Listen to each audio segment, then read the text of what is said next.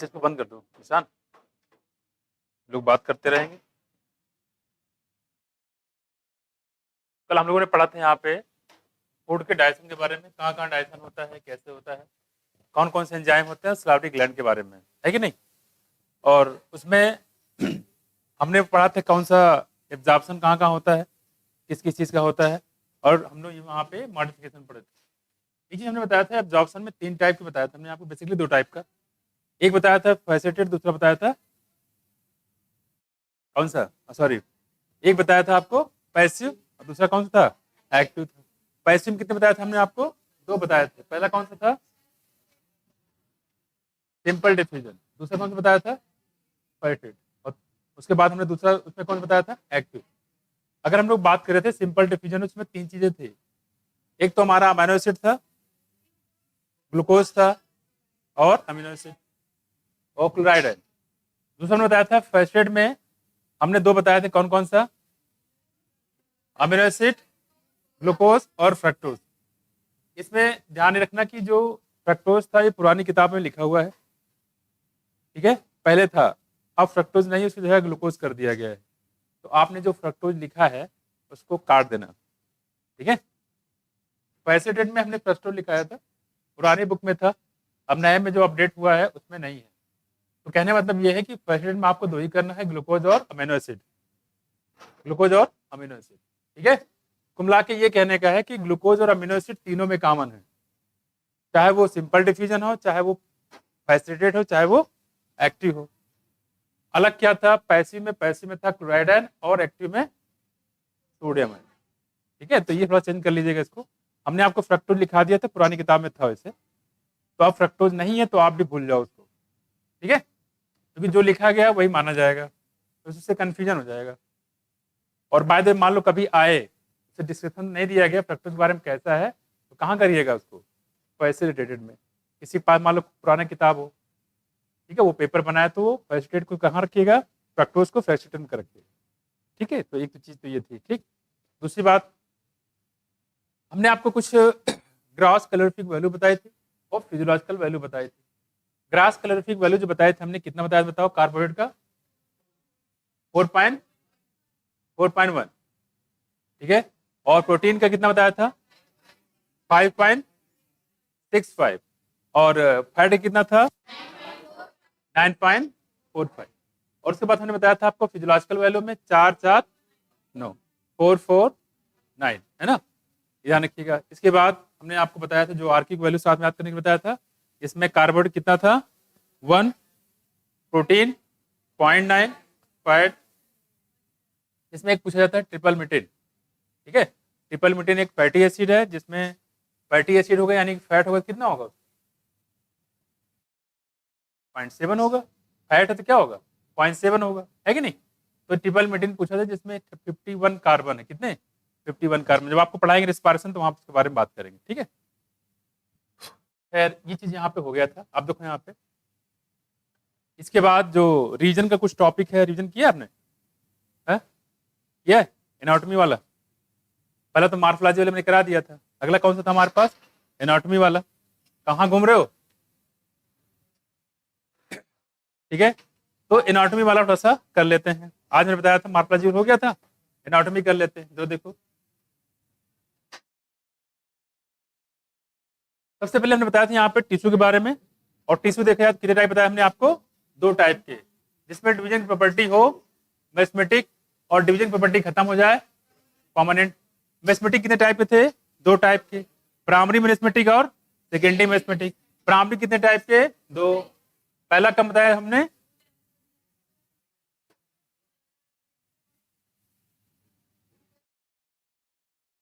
Apical meristem और इंटरकैली meristem. क्या, apical meristem और इंटरकैली मेरिस्टम।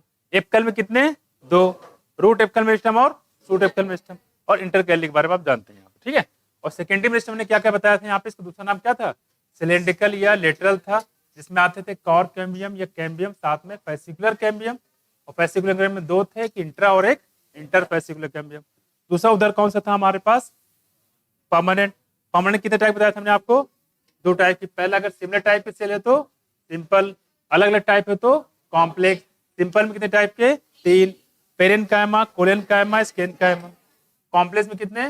2, जाइलम और फ्लोएम। जाइलम कितने टाइप के? 4। पहला बताओ, tracheid, vessel, xylem, parenchyma, xylem fibre. ठीक है, इसमें कौन सा लिविंग है? बाकी सब नॉन लिविंग। फ्लोएम में कितने बताया था हमने? 4। पहला कौन सा बताया? Tube, companion cell, phloem parenchyma, phloem fibre. ठीक है, फ्लोएम फाइबर। और हमने बताया था जिम्नोस्पर्म में कौन सी चीज फ्लोएम का पार्ट एब्सेंट होता है? ट्यूब और कंपानियन सेल। इसकी जगह पाया जाता है सीव सेल और एल्बुमिना सेल पाया जाता है कि नहीं? ये ध्यान रखिएगा। और ट्रैकिड में कौन सा पार्ट नहीं पाया था जिम्नोस्पर्म में? वेजल। वेजल यहाँ पे एब्सेंट होता है। तो मेन कंडक्टिंग पार्ट की बात करें एंजियोस्पर्म तो ट्रैकिड और वेजल होता है, जबकि जिम्नोस्पर्म में बात करें तो वहां पर हो जाएगा ट्रैकिड। हो जाएगा ट्रैकिड।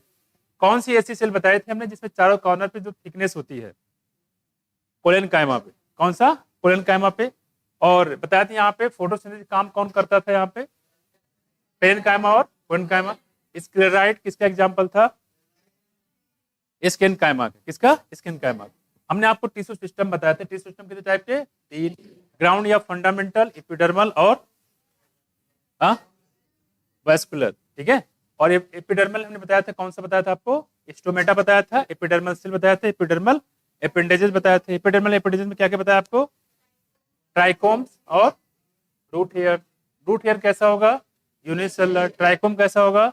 मल्टीसेलुलर। काम क्या होगा? ट्रांसमिशन से लॉस से बचाने का काम करता है। ठीक, दूसरा हमने बताया था यहाँ पे स्टोमेटा के बारे में। अगर डाइकॉट होगा तो स्टोमेटा कैसा होगा?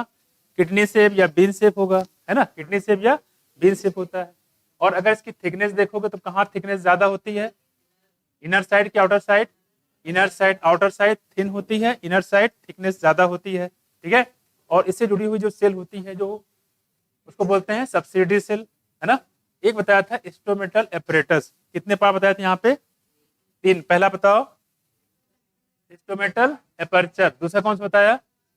गार्ड सेंटर को बताया, सब्सिडी सेल। इस सबको मिला के बनाते हैं स्टोमेटल एपरेटस। अगर बात करें यहाँ पे जो ग्रास होते हैं या ग्रेमनी फैमिली होती है उसमें स्टोमेटा कैसा होता है? डम्बल शेप होता है। कैसा होता है? डम्बल शेप होता है। खास तौर पर ध्यान रखिएगा। ठीक, चलो बात करें स्टोमेटा की। दूसरा हमने बताया था यहाँ पे कि जो ट्राइकम हो गया, रूट ईयर हो गया। रूट ईयर का फंक्शन कहाँ से होता है? जोन ऑफ मैचुरेशन से। कहाँ से? जोन ऑफ मैचुरेशन से। तो ये हमारे पास था। दूसरा हमने बताया था यहाँ पे ग्राउंड या फंडामेंटल में। ग्राउंड या फंडामेंटल कौन कौन आते थे बच्चे? कार्टेक्स, पेरिसाइकिल, पिथ, मिडरी रेस। कॉर्टेक्स, पेरिसाइकिल, पिथ और मिडरी रेस। ठीक है, पिथ लार्ज होता है, वेल डेवलप होता है, डाइकॉट, रूट, मोनोकॉट स्टेम में। कुछ माया इस बात को ध्यान रखिए, कई बार पूछा गया है। ठीक है, मैंने क्या बताया? उल्टा बोल दिया है? ठीक है, याद है कम से कम। मोनोकार्ड root, dicot stem, Ram Das. ठीक, ये ध्यान रखिएगा। हाँ बच्चे, इसमें रूट में मेडरी रेट कंजेटिव टिश्यू होती है ना? है? हाँ, जो देखो देखो काम वही है। इंटरफेसिकुलर कैम्बियम जो है दोनों जगह बनता है, पर सब ये है कि अगर स्टेम होगा तो वहां बनाएगा मेडुलरी रेस, और अगर ये होगा रूट में तो बनाएगा कंजक्टिव टिश्यू। इतना फर्क है, नाम बदल गया है, काम वही चीज है। ठीक है, ग्राउंड हो गया, फंडामेंटल हो गया। साथ साथ में बताया था आपको किसके बारे में? ये था हमारे पास हाँ, वेस्कुलर बंडल की बात कर रहे हैं। इसमें बताया 3 टाइप के बताया था। जैसे रेडियल वेस्कुलर बंडल कहाँ बताया था आपको? रूट। अगर जाइलम और फ्लोएम अलग अलग रेडियाई पे होते क्या बोलेंगे इसको? रेडियल। रेडियल कहाँ होता है? रूट में होता है। ठीक है, और जाइलम फ्लोएम अगर एक रेडियाई पे हो तो क्या बोलेंगे? कंजॉइंट। कंजॉइंट कितने टाइप के? 2। अगर कैम्बियम होगा तो ओपन होगा, नहीं होगा तो क्लोज होगा। ओपन टाइप का वेस्कुलर बंडल कहाँ होगा? डाइकॉट में और जिम्नोस्पर्म में भी होता है। ठीक है, और कहाँ होगा? मोनोकार्ट में नहीं होता। मोनोकार्ट में कैसा होगा? क्लोज हो, क्योंकि कैम्बियम वहां पे अब्सेंट होता है। और कैसे पाए जाते हैं? स्कैटर्ड वेस्कुलर बंडल पाए जाते हैं। कैसे?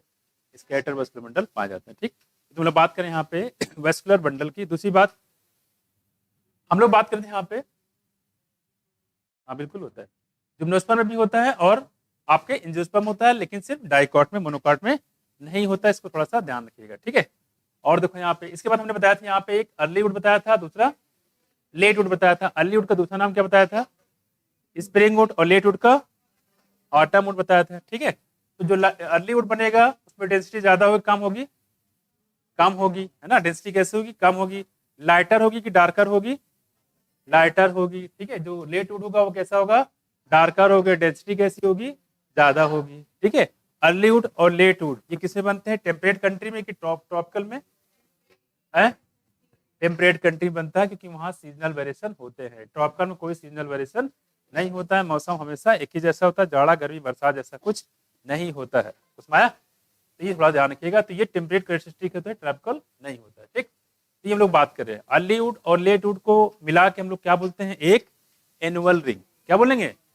एनुअल रिंग की मदद से हम लोग पेड़ की लाइफ पता कर सकते हैं। इस प्रोसेस को बोलते हैं डेंड्रोक्रोनोलॉजी।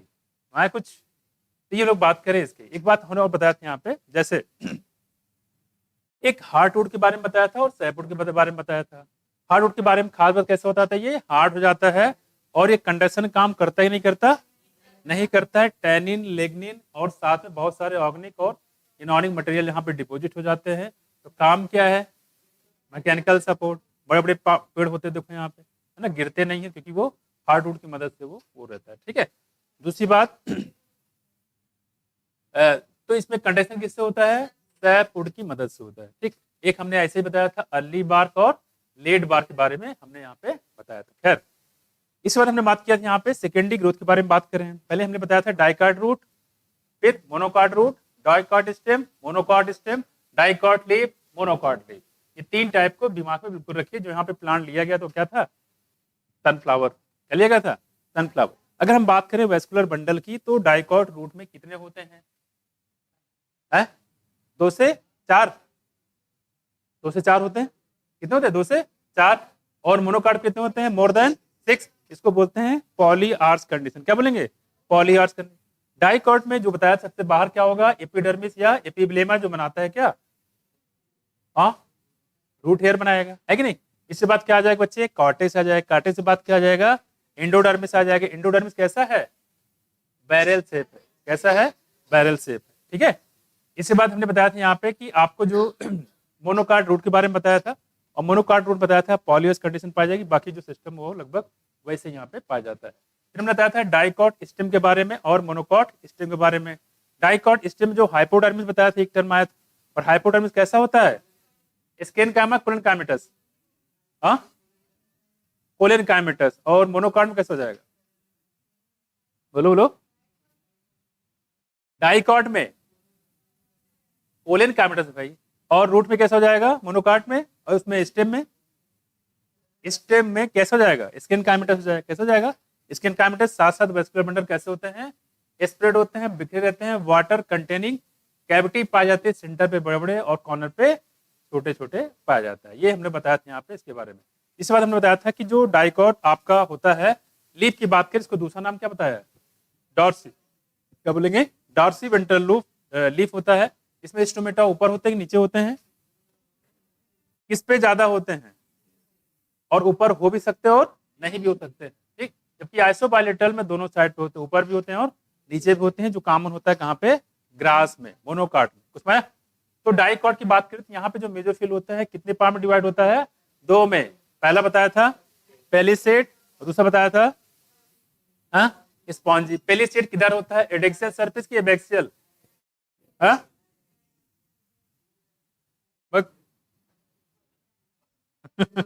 कंफ्यूज हो गया? इतना अच्छा क्वेश्चन बनाइए। देखो बच्चे लोग अच्छा बता रहे हैं। Adaxial surface, adaxial, D D for Delhi. Adaxial मतलब होता है ऊपर। मैंने क्या बताया? एबेक्सियल, एबेक्सियल में बी है, बी मतलब बिलो। ऐसे दिमाग में रखो, ये तो कंफ्यूजन हो जाएगा। यहाँ होता है, एग्जाम में भी होगा। ठीक, कायदे से होता है। तो एडेक्सियल सरफेस पे होगा पेलिसेड और एबेक्सियल सरफेस पे होगा स्पॉन्जी। खासकर इसमें एयर कैविटीज भी पाए जाते हैं। ठीक, इसको थोड़ा सा ध्यान रखिएगा। दूसरी बात, मोनोकार्ड में खास प्रोसेस बताया था, उसका नाम था मोटर सेल के बारे में। मोटर सेल के बारे में क्या बताया था? कौन सरफेस बनाता है ये? एडेक्सियल की एबेक्सियल? एडेक्सियल सेल बनाएगा। खास बात किसका दूसरा नाम क्या बताया? वोलिफॉर्म सेल। और कैसे होते हैं? एम्प्टी होते हैं, लार्ज होते हैं और कलरलेस होते हैं। क्या फायदा इससे? जब वाटर स्ट्रेस होता है तो ये फ्लैसिड हो जाते हैं, जिससे वाटर लॉस से बचाने का काम करते हैं। कई बार ये पूछा गया है। ठीक है, ये हो गया मोनोकाट के बारे में। इसके बाद हमने बताया था यहाँ पे आपको सेकेंडरी ग्रोथ के बारे में।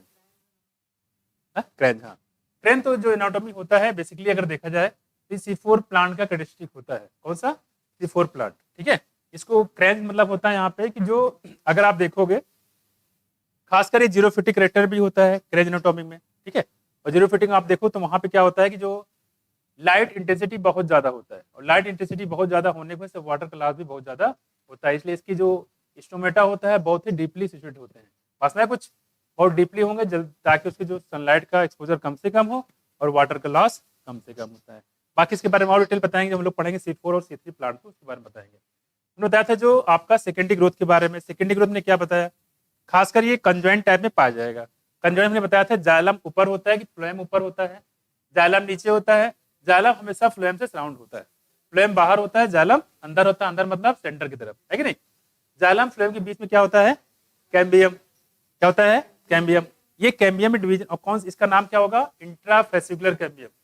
इंट्राफेसिकुलर कैम्बियम क्या होगा, फिर आसपास में जो सेल होंगी इसको बोलते हैं हम लोग क्या, मेडुलरी रेज। मेडुलरी रेज यही बनाएंगे इंटरफेसिकुलर कैम्बियम डिवाइड होने के बाद, तो ये कंप्लीट रिंग का फॉर्मेशन हो जाता है। रूट में भी ऐसा ही होता है, बस फर्क सिर्फ इतना है वहां पे कंजक्टिव टिश्यू बनाने का काम करते हैं, लेकिन जो अरेंजमेंट होता है रिंग डायरेक्टली वहां पे नहीं बनता है, वहां पे वेवी रिंग बनता था जो फ्लोएम के नीचे और प्रोटोजालम के ऊपर से होके जाता था, और यही वेवी रिंग बाद में कंप्लीट रिंग का फॉर्मेशन कर देता था। ठीक, ये हम लोग बात करें सेकेंडरी ग्रोथ की। सेकेंडरी ग्रोथ बनने के बाद ये जैसे रिंग बनता है तुरंत डिवीजन शुरू हो जाता है, किसमें, कैम्बियम में। रिंग बन गया, डिवीजन शुरू हो जाएगा, ठीक है। जैसे मान लो कोई आप स्टेशन पे जाते हो, ट्रेन के मैंने बताया था हमने यहाँ पे, और पूरा ट्रेन पूरा फुल भर रखा है, और आप जैसे जाते खड़े रहते हो, कुछ देर खड़े रहते हो, उसके बाद जैसे 12-1 बजते हैं, कहते भाई साहब थोड़ा सा बैठा लो, थोड़ा सा जगह दे दो बस, और हल्का से बैठ जाओ किनारे। बैठने बैठने पर सुबह तक हालात ये हो जाती है जिसका सीट रहता है नीचे नजर आता है, और आदमी जिसका नहीं रहता तो लेटा हुआ आराम से चैन से होता है, तो धीरे धीरे पूरा सोने की जगह बना देता है। सेम चीज होता है कैम्बियम में, डिवीजन शुरू हो जाएगा, अंदर भी होगा और बाहर भी होगा, अंदर बाहर। अंदर जब डिवीजन होगा तो क्या बनाएगा, सेकेंडरी। बाहर होगा तो तुम ला के कैम्बियम चलोगे अंदर तरफ सेकेंडरी जाइलम मिलेगा, फिर प्राइमरी जाइलम मिलेगा, बाहर चलोगे तो सेकेंडरी फ्लोएम और प्राइमरी फ्लोएम मिल जाएगा। ठीक, उसके बाद जब आप सेकेंडरी जाइलम और सेकेंडरी प्राइमरी जाइलम, उसके बाद क्या जाएंगे अंदर, फिर अंदर की जगह थोड़ा लिमिटेड है तो आगे ज्यादा नहीं बढ़ सकती, इसकी वजह से क्या होता है, अब चूंकि ये अंदर तरफ पुश करेगा तो अंदर की बहुत सेल क्या हो जाती है, डैमेज हो जाती है, तो डैमेज सेल को हटाने के लिए अलग से टिश्यू आती है, उसका नाम था, बताया था हमने, कॉरकेम्बियम। उसका दूसरा नाम क्या था, फिलोजन। और फिलोजन में फिर से डिवीजन शुरू हो जाता है, अंदर भी होगा और बाहर भी होगा। बाहर क्या बनाएगा, फिलेम, कार किया फिलेम, और अंदर तरफ क्या बनाएगा, सेकेंडरी कॉर्टेक्स। सेकेंडरी कॉर्टेक्स का दूसरा नाम क्या था, फिलोडर्म। तो फिलोजन, फिलेम और फिलोडर्म, इन तीनों को मिला के बोलते हैं हम लोग periderm. Periderm plus secondary cortex क्या बनाता है, बार्क बना देगा। ठीक है, बार्क के बारे में पता है यहाँ पे। And this all about the anatomy of plant. Plant के बारे में हो गया, कुछ बचा तो नहीं इसमें, हो गया, बस ऐसे दिमाग में रखना है, पूरा तैयार हो जाएगा। ठीक, तो आपको मैंने मार्फोलॉजी करा दिया, एनाटॉमी करा दिया, और तीसरा हमारे पास है कौन सा, स्ट्रक्चरल ऑर्गेनाइजेशन इन एनिमल, है ना। तो ये आप उसको कल करके आइएगा, कल ही मैं सारे क्वेश्चन करवा दूंगा, 5 साल के पूरे खत्म हो जाएगा, आराम से फिर टेस्ट दे दीजिए आप। ठीक है, क्या हाँ बच्चे क्या कह रहे हैं, सेकेंडरी ग्रोथ, रूट में सेकेंडरी ग्रोथ का देखो सब कुछ वैसा ही होता है, सिर्फ फर्क सिर्फ इतना है कि यहाँ पे जो कंजक्टिव टिश्यू होती है वो डिवाइड करती हैं, और फ्लोएम फाइबर जो होता है उसके जस्ट नीचे से प्रोटोजालम के ऊपर से ही रिंग बनाते हुए आता है, और रिंग बनाने के बाद प्रोसेस बिल्कुल वैसे ही होगा, कैम्बियम बनेगा फिर डिवाइड करेगा, सारी प्रोसेस वैसे ही है। अब सुना है कुछ, जैसा स्टेम होता है वैसे रूट में होता है, ये बताया सारा प्रोसेस जो है बिल्कुल वैसे ही है। ठीक है, क्लियर हुआ। और प्राइमरी जो मेडुलरी, जो पहला मेडुलरी होता है उसको प्राइमरी बोलेंगे, उसके बाद फिर दूसरा बनता है उसको बोलेंगे सेकेंडरी मेडुलरी। बहुत ज्यादा खास से क्वेश्चन आते नहीं है, ठीक है, इसे ध्यान रखिएगा। चलो लेंटिल सेल के बारे में पता ही होगा आपको, है ना, क्या काम होता है इसका, गैसेशन में हेल्प करता है। और आप इसके आगे देखो तो ये ध्यान रखिएगा, इसमें हम लोग करा रहे हैं एब्जॉर्प्शन, यहीं तक था शायद, ठीक है।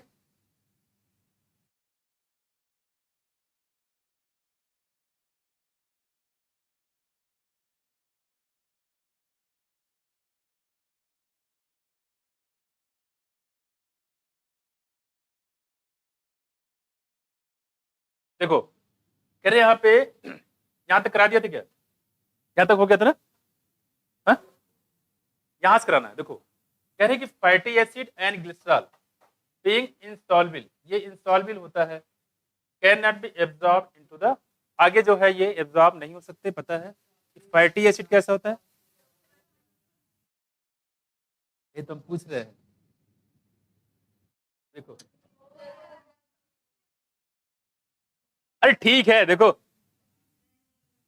नुकसान नहीं करे। देखो transport of water depends, water की बात करें, देखो अच्छा वाटर की बात करें तो इसका एक्टिव भी होता है, पैसिव भी होता है, दो तरीका होता है। ठीक, देखो depend upon the osmotic gradient, ये ऑस्मोटिक ग्रेडियंट डिपेंड करता है। Active transport occurs again the concentration gradient and hence requires energy. Various nutrient like amino acid और क्या देखो मोनोसैकेराइड लाइक ग्लूकोज, ठीक है, and electrolyte like sodium are absorbed into the blood by this mechanism. मतलब active की बात करें तो एक्टिव में आप सोडियम आयन हो गया, अमीनो एसिड होगा और मोनोसैकेराइड हो गए जैसे कि ग्लूकोज। ठीक है, अब चूंकि यहाँ पे मोनोसैकेराइड लिखा है लाइक ग्लूकोज, अब मोनोसैकेराइड का नाम नहीं दिया गया है, हालांकि मोनोसैकेराइड में ग्लूकोज भी आता है और फ्रक्टोज भी आता है, तो नाम नहीं जो दिया गया वही आपको उसको ध्यान रखना है। ठीक, देखो ये कह रहे हैं कि इसका जो एग्जॉशन होता है वो एक्टिव होता है, मतलब एनर्जी का यहाँ पे कंजप्शन होता है, बिना एनर्जी के नहीं होती। देखो अगला हमारे पास है, देखो फैटी एसिड की बात करें। देखो कह रहे हैं जो फैटी एसिड होता है ग्लिसरॉल होता है, ठीक है, being insoluble can not be absorb into the, इसमें ब्लड में डायरेक्टली एब्जॉर्ब नहीं हो सकता। तो फैटी एसिड कैसा होता है? लिपिड सॉल्युबल होते हैं, वाटर सॉल्युबल तो होता नहीं है, तो वाटर से कैसे एब्जॉर्ब हो पाएगा, है कि नहीं? दूसरी बात हमने बताया था यहाँ पे कि जो फैटी एसिड होता है ये एब्जॉर्ब नहीं हुआ, जैसे हम लोग पढ़े थे यहाँ पे कौन सा फ्लूइड मेजर मॉडल में, याद है? फ्लूइड मेजर मॉडल की बात करें तो वहां पे हाइड्रोफोबिक हेड था और हाइड्रोफिलिक टेल था, इसकी यही था, और क्या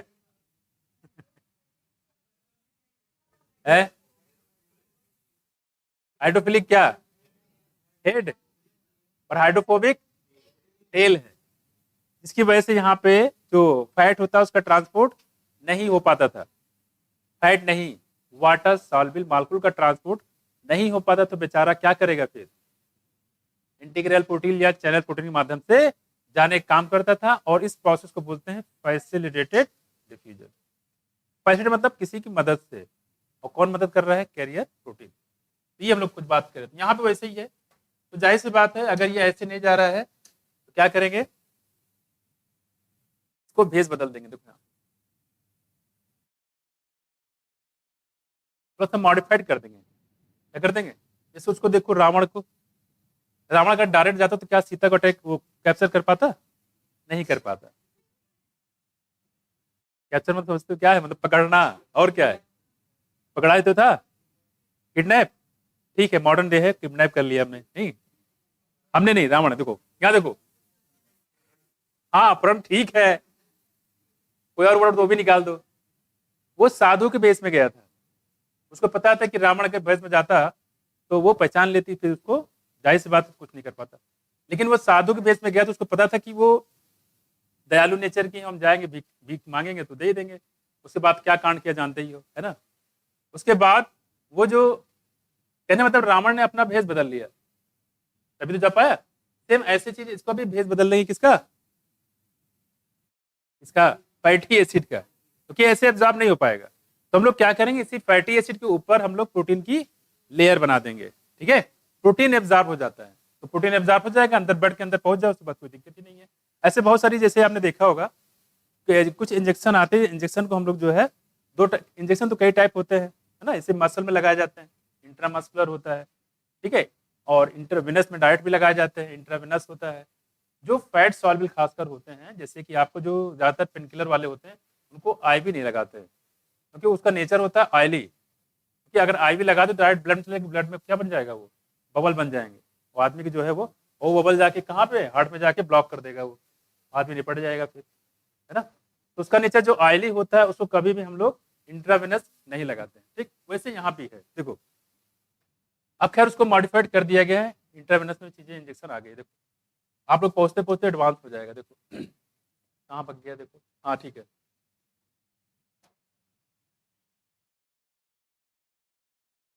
कोलन की कितने पार्ट बच्चे? 2 की 3? कोलन कितने पार्ट होते हैं? कोलन सो रहे हो क्या है? पहला कौन सा? दूसरा? उसके बाद सिग्माइड कैसा था? ऐसे था सिग्माइड। ये देखो सीधे बात हो गई मतलब है। ऐसे ये कब से पेट में ऐसे हो जा रहा है, ऐसे सो रहा है। लॉन्ग था और कैसा था? ब्रॉड था। क्या सेब बताया गया उसके लिए? सेब के बारे में है? कुछ भी आए मैं मगर है। सिग्माइड के बारे में क्या बताया था मैंने? सिग्माइड मैंने कुछ बताया था? सिग्माइड कोलन के बारे में कुछ बताया था? बोलो क्या बताया था? डिसेंडिंग के सिग्माइड में होता है। सिग्माइड कोलन देखो इधर, इसका कोई सेप नहीं होता है, लॉन्ग होता है, ब्रॉड होता है। ठीक है, यहां देखो मतलब चार होते खैर है ना। देखो कह कि they are first incorporate into small droplet. क्या मिसली? What is मिसली? तो फैट के छोटे छोटे मालकूल, ये देखो यार, तो ये फैटी एसिड मान लो ये है, तो सबसे पहला काम ये है फैटी एसिड। इसके छोटे छोटे टुकड़े बना देंगे। देखो ये देखो,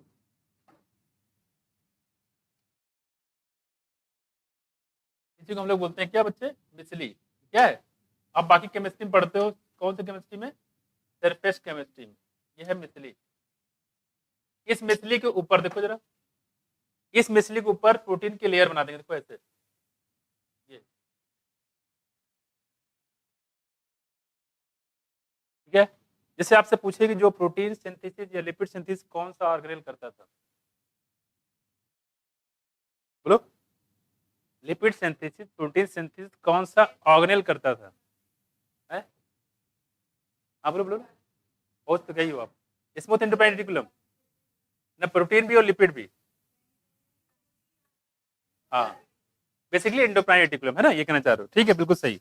लेकिन उसकी पैकेजिंग करने का काम कौन करता था? Golgi body. तो गॉल्जी बॉडी ने उसके ऊपर पैकेजिंग कर दिया था। बिल्कुल ऐसे जैसे मान लो आप किसी हलवाई की दुकान पे जाओ, भाई साहब मुझे मिठाई दे दो, लड्डू निकाला पकड़ा दिया, आप ले जाओ जाओ, क्या होगा? लेके चले आओगे? एक पागल हो गया आदमी क्या है, लड्डू निकाल के डायरेक्टली हाथ में पकड़ा दिया है। कुछ कंटेनर तो दो, डिब्बे तो दो। तो पैकेजिंग करने का काम करता है गॉल्जी बॉडी। ये है मिसली। क्या बच्चे? पहले मिसली था, अब इसका नाम बदल जाएगा बच्चे। देखो अब ये हो गया, इसको बोलते हैं क्या बोलेंगे बताओ? है काइलो? चलो Kylo micron, this one.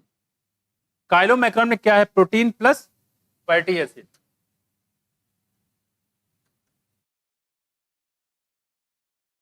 Fatty acid ना बोले बच्चे, इसको मिसली बोल देते हैं।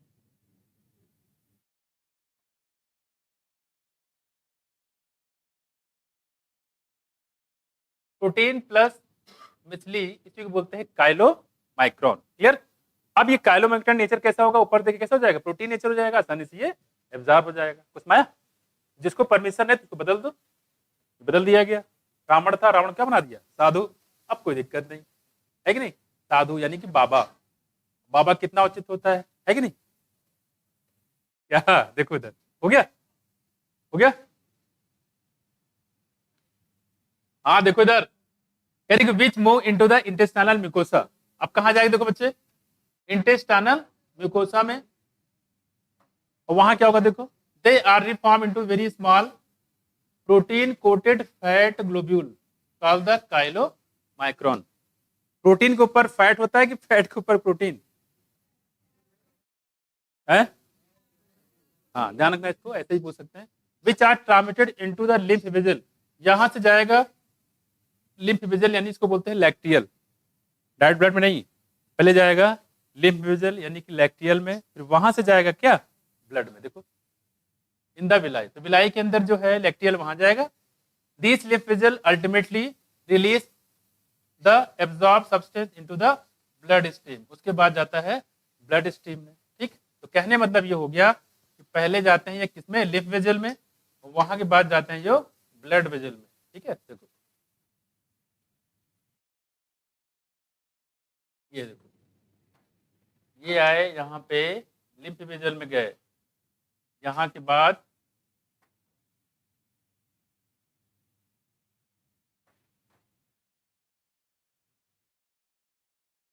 यहाँ के बाद आगे किसमें, ये आगे हमारे ब्लड वेजल में,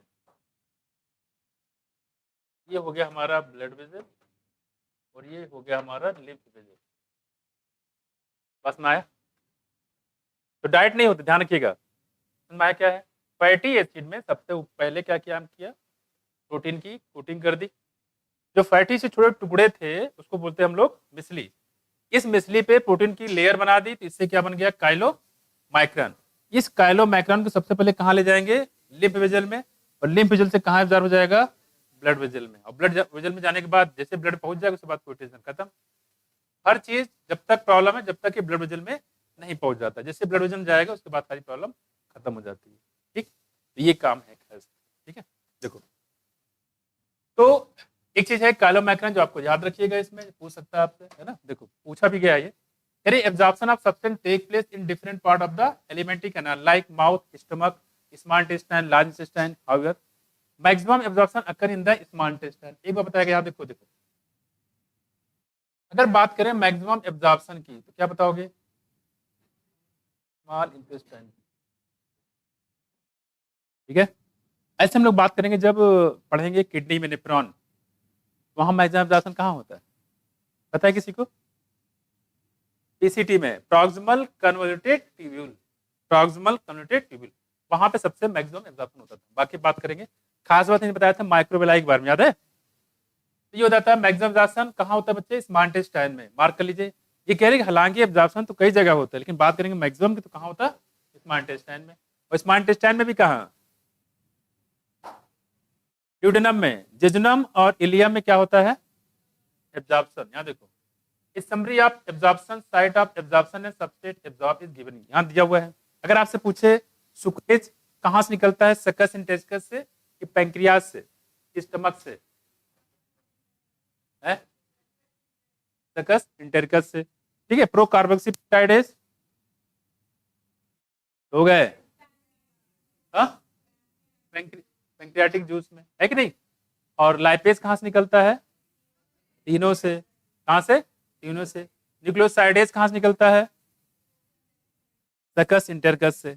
कर लोगे इससे क्वेश्चन, गड़बड़ मत कर देना। देखो यहाँ पे पैंक्रियास से टोटल हमने कितने एंजाइम बताए थे, 6 बताए थे। कितने बताए थे, 6।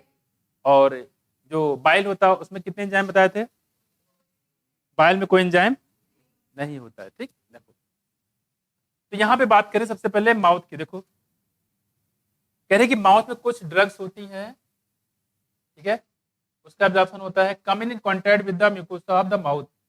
माउथ में क्या होता है बच्चे, म्यूकोसा वाल होती है, उससे क्या हो जाएगा, एब्जॉर्प्शन हो जाता है। ठीक, and lower side of the tongue, tongue के नीचे बताया था आपको, ठीक है। कौन सा डक्ट बताया था आपको सिलेवरी ग्लैंड में, डक्ट ऑफ सबलिंगुअल ग्लैंड, कौन सा, सबलिंगुअल ग्लैंड बताया था वहां पे। कह रही कि जो टंग के नीचे और साथ साथ जो म्यूकोसा वाला पार्ट होता है माउथ का, वहां से ये एब्जॉर्प्शन होता है into the blood capillaries lining them, और ये जाता है कहाँ पे, ब्लड कैपिलरीज में। तो यहाँ हम लोग बात कर रहे हैं माउथ में कुछ ड्रग हैं उनका एब्जॉर्प्शन होता है, कहाँ पे, माउथ की। तो अगर आपसे पूछे कि सबसे पहला एब्जॉर्प्शन कहाँ होता है, क्या बताओगे, किस चीज का एब्जॉर्प्शन, ड्रग्स का यानी कि मेडिसिन का। ठीक है, अगर आपसे पूछे कि डाइजेशन स्टार्ट कहाँ होता है, क्या बताओगे, माउथ में। ये पॉइंट याद रखिएगा, ऐसे पूछना आपसे पूछ सकते हैं। करिए स्टमक की बात करें, यहाँ पे एब्जॉर्प्शन ऑफ क्या क्या होता है, देखो वाटर। हालांकि वाटर का एब्जॉर्प्शन होता है लार्ज इंटेस्टाइन में, लेकिन कह रहे हैं कि जो स्टमक होता है वहां पे बताया गया वाटर का एब्जॉर्प्शन होता है। साथ साथ सिंपल शुगर का, सिंपल शुगर मतलब से ग्लूकोज और फ्रक्टोज वगैरह हो गया, है ना। साथ साथ and alcohol etcetera take place. तो एल्कोहल के नाम पे काफी ज्यादा पूछा जाता है कि जो एल्कोहल का एब्जॉर्प्शन कहाँ होता है, स्टमक में होता है। कहाँ होता है, स्टमक। ठीक है, तो एल्कोहल जो है उसको डिटॉक्सिफाई करने का काम करते हैं। एल्कोहल हो गया, तो एब्जॉर्प्शन ऑफ वाटर हो गया, सिंपल शुगर हो गया, साथ में एल्कोहल हो गया, 3 चीजें यहाँ पे हो गई। एक स्टमक में, तो स्टमक में डाइजेशन भी होता है और एब्जॉर्प्शन भी होता है। अलग बात है कि डाइजेशन कंप्लीट नहीं होता है, और होता है डाइजेशन किस चीज का,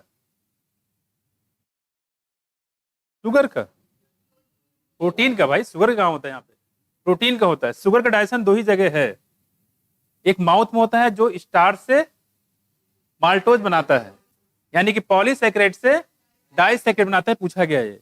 और उसके बाद जो फर्दर जो डाइजेशन होता है कहाँ होता है, वो ड्यूडेनम में होता है। पास में कुछ जिसमें स्टार्च जो बचा होता है उसका पूरा पूरा ग्लूकोज में कर सकते हैं, या डाइसैकेराइड को भी ग्लूकोज में कर सकते हैं। यहाँ देखो, इसके बाद हम लोग बात करें यहाँ पे स्मॉल इंटेस्टाइन का। फिर प्रिंसिपल ऑर्गन, यहाँ बता रहे हैं कि principal organ of absorption of nutrient, main organ यही होता है, कौन, स्मॉल इंटेस्टाइन। और बताया भी जा रहा है कि मैक्सिमम एब्जॉर्प्शन यही होता है, ठीक है। फिर the digestion is completed here and the final product of digestion such as, क्या क्या देखो, ग्लूकोज का एब्जॉर्प्शन है, देखो यहाँ पे फ्रक्टोज का हो गया, फैटी एसिड का हो गया, है ना, ग्लिसरॉल का हो गया, और क्या हो गया, अमाइनो एसिड का हो गया, are absorb to the mucosa into the blood stream. तो म्यूकोसा से ये हो जाता है, ठीक है।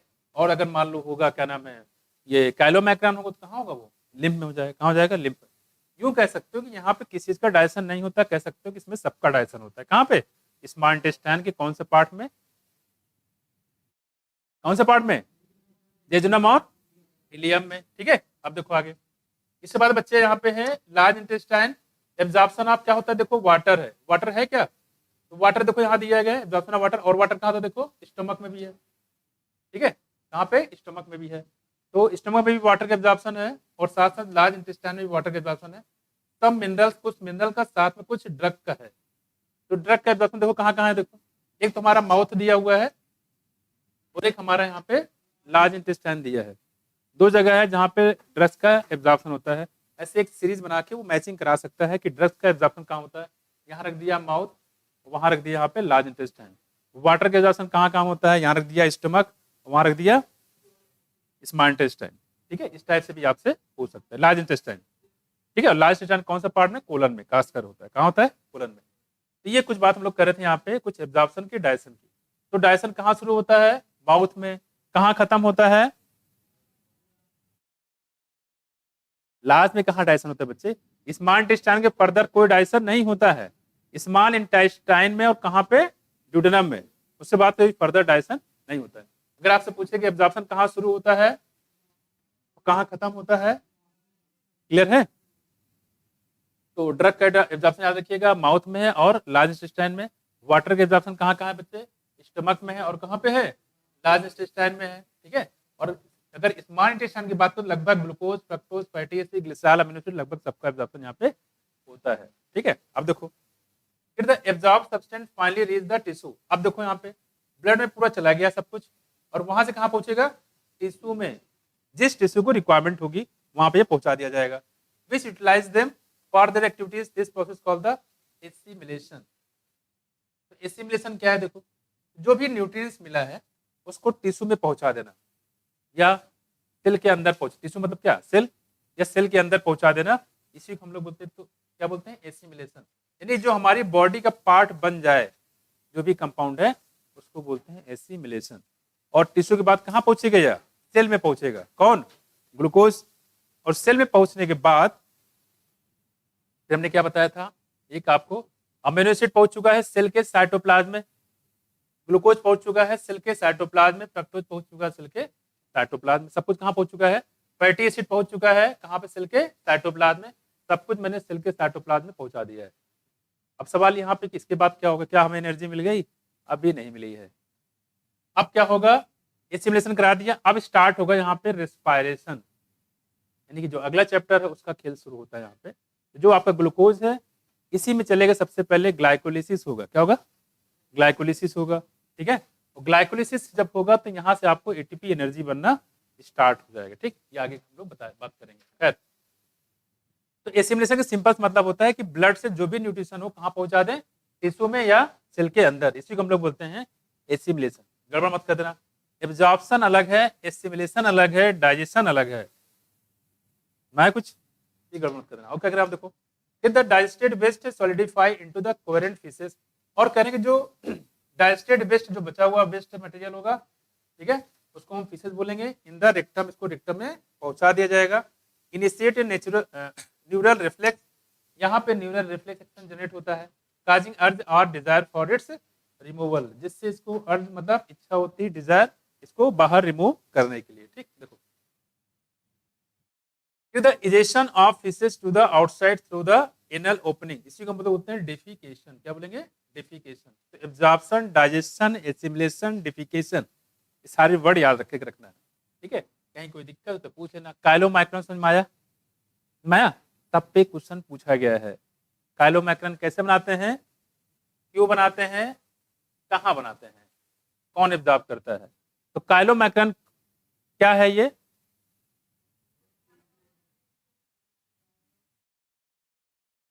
प्रोटीन प्लस मिसली फैटी एसिड ना बोलो बच्चे। फैटी एसिड को थोड़ा, ये काफी बड़े मालकुल होते हैं, इसको भी तोड़ना पड़ेगा। फैटी एसिड छोटे टुकड़े जो होते हैं उनको बोलते हैं मिसली, और मिसली प्लस काइलो प्रोटीन, इसको बोलते हैं हम लोग क्या? काइलोमाइक्रोन, जिसमें प्रोटीन कवर करता है पूरे मिसली वाले पार्ट को। मैं अब ये इसको कहाँ एब्जॉर्ब करेंगे? सबसे पहले लिम्फेटिक वेजल में, उसके बाद कहाँ जाएगा? ये ब्लड वेजल में, ब्लड वेजल के बाद पूरी बॉडी में ये डिस्ट्रीब्यूट हो जाएगा। इंपॉर्टेंट पॉइंट है, ध्यान रखना है। फिर से बता दो, मैक्सिमम एब्जॉर्प्शन कहाँ होता है बच्चे? स्मॉल इंटेस्टाइन में। कहाँ पे है? जेजुनम और, बहुत सही। डिसऑर्डर से 2012 से बाद अभी कुछ आया नहीं फिलहाल। ठीक है, लेकिन पढ़ना तो पड़ेगा ही। खैर देखो, सबसे पहले बताया गया यहाँ पे the inflammation of intestinal tract is the most common element due to the bacterial और वायरल इन्फेक्शन। दोनों हो सकता है, बैक्टीरियल भी हो सकता है, वायरल इन्फेक्शन भी हो सकता है। देखो, the infection are also caused by the parasite of the intestine like tape 1। कौन सा फाइलम? कौन सा फाइलम? प्लेटिलमिंथिस। क्या नाम है इसका? टीनिया सोलियम है। ये क्या है? नाम देखो, जैसे किसी हीरोइन का नाम हो, देखो टीनिया सोलियम, देखो ये हो जाएगा टीनिया सोलियम, है ना? प्लेटिलमिंथिस है ये। कौन सा? प्लेटिलमिंथिस। ठीक, और दूसरा देखो राउंड वर्म, क्या नाम है? नाम बताओ पहले इसका, है ना? कौन सा फाइलम बच्चे? स्केलमेंथिस। ठीक है, सही है। थ्रेड वर्म, इसी को पिन वर्म भी बोलते हैं। थ्रेड वर्म, इसी को पिन वर्म बोलते हैं। और ये भी आता है स्केलमेंथिस में। किसमें आता है?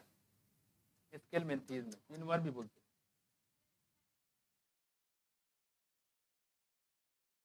एस्केरिस है, हुकवर्म होता है इंसालोस्टोमा।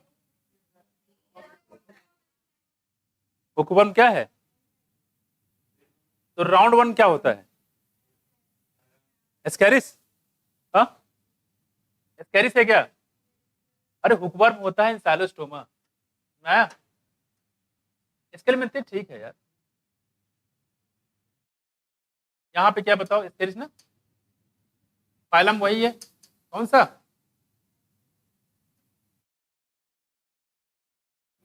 सही है, वो हुकवर्म है ना? जो बात करेंगे हम लोग, हुकवर्म है जो एंथालोस्टोमा। ठीक है, और देखो यहाँ पे थ्रेडवर्म, पिनवर्म बोलते हैं, ये भी स्केलमेंथिस में आता है।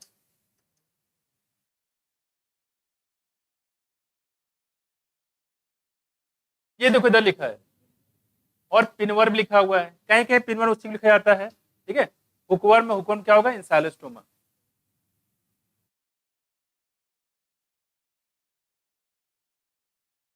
ठीक है, बाकी थ्रेड वर्म, पिन वर्म, जितने वर्म है सब इसी में आ जाएंगे। मैं कुछ, खैर ये देखो जरा, इसके बाद देखो क्या है यहाँ पे? जॉइंटिस, नाम तो सुना ही होगा। इसको एक्ट्रेस बोलते हैं, जॉइंटिस को, है ना? पीलिया बोलते हैं हिंदी में। और देखो यहाँ पे फिर लीवर यहाँ पे अफेक्टेड होता है। कौन सा ऑर्गन बच्चे? लीवर। लीवर अफेक्टेड होता है, और क्या होता है देखो, स्किन और आईज टर्न येलो हो जाता है due to deposition of pigment. कौन सा? Bile pigment. ठीक है, और यहाँ पे जब जॉइंटिस होता है तो हीमोग्लोबिन ज्यादा टूटने लगता है। टूटता तो है ही है, टूटना इज नॉट ए प्रॉब्लम, ज्यादा टूटना इट इज ए प्रॉब्लम। तो ज्यादा टूटने लगेगा हीमोग्लोबिन, तो जाहिर सी बात ऑक्सीजन कैरिंग कैपेसिटी घट जाएगा, बॉडी में ऑक्सीजन की कमी हो जाएगी। इसलिए जब भी जॉइंटिस होता है आदमी चुपचाप क्या सोचता है? मैं लिटा दो बस। वो सोता ही रहेगा, लेटा रहेगा, जैसे ऊपर एक चक्कर खा के गिर जाएगा बस। मैं तो ये होता है खासकर जॉइंटिस में। तो इसी बाइल पिगमेंट की वजह से हीमोग्लोबिन ज्यादा टूटेगा तो बाइल पिगमेंट भी ज्यादा बनेगा। बाइल पिगमेंट ज्यादा बनेगा तो उससे क्या होता है, पूरी बॉडी जो ब्लड वेसल सुपरफिशियल होता है वहां पे ये जो पिगमेंट होते हैं पहुंच जाएंगे, तो इसलिए वो पूरी आंखें पूरा स्किन येलो येलो दिखाई देता है। कहते हैं इनको पीलिया हो गया है। क्या हो गया? पीलिया हो गया। खासकर बच्चों के केस में ये बहुत कॉमन होता है, फीटल वाले जो होते हैं। ठीक है, तो ध्यान रखना होता है। खैर देखो अगला हमारे पास देखो, उसकी रीजन वही है, कंटेमिनेटेड फूड एंड वाटर। ठीक है, देखो आगे अगला हमारे पास है vomiting. It is the ejection of stomach.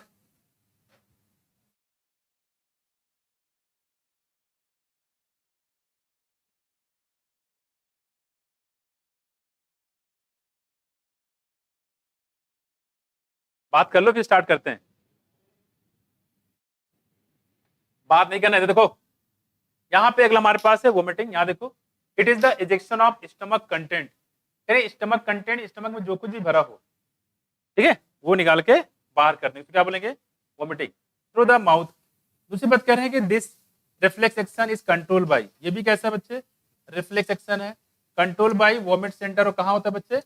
मिडला में होता है। इसके बारे में हम लोग बात कर चुके हैं। कहाँ पे? मिडला में। बात नहीं करो, नहीं पिट जाओगे फिर।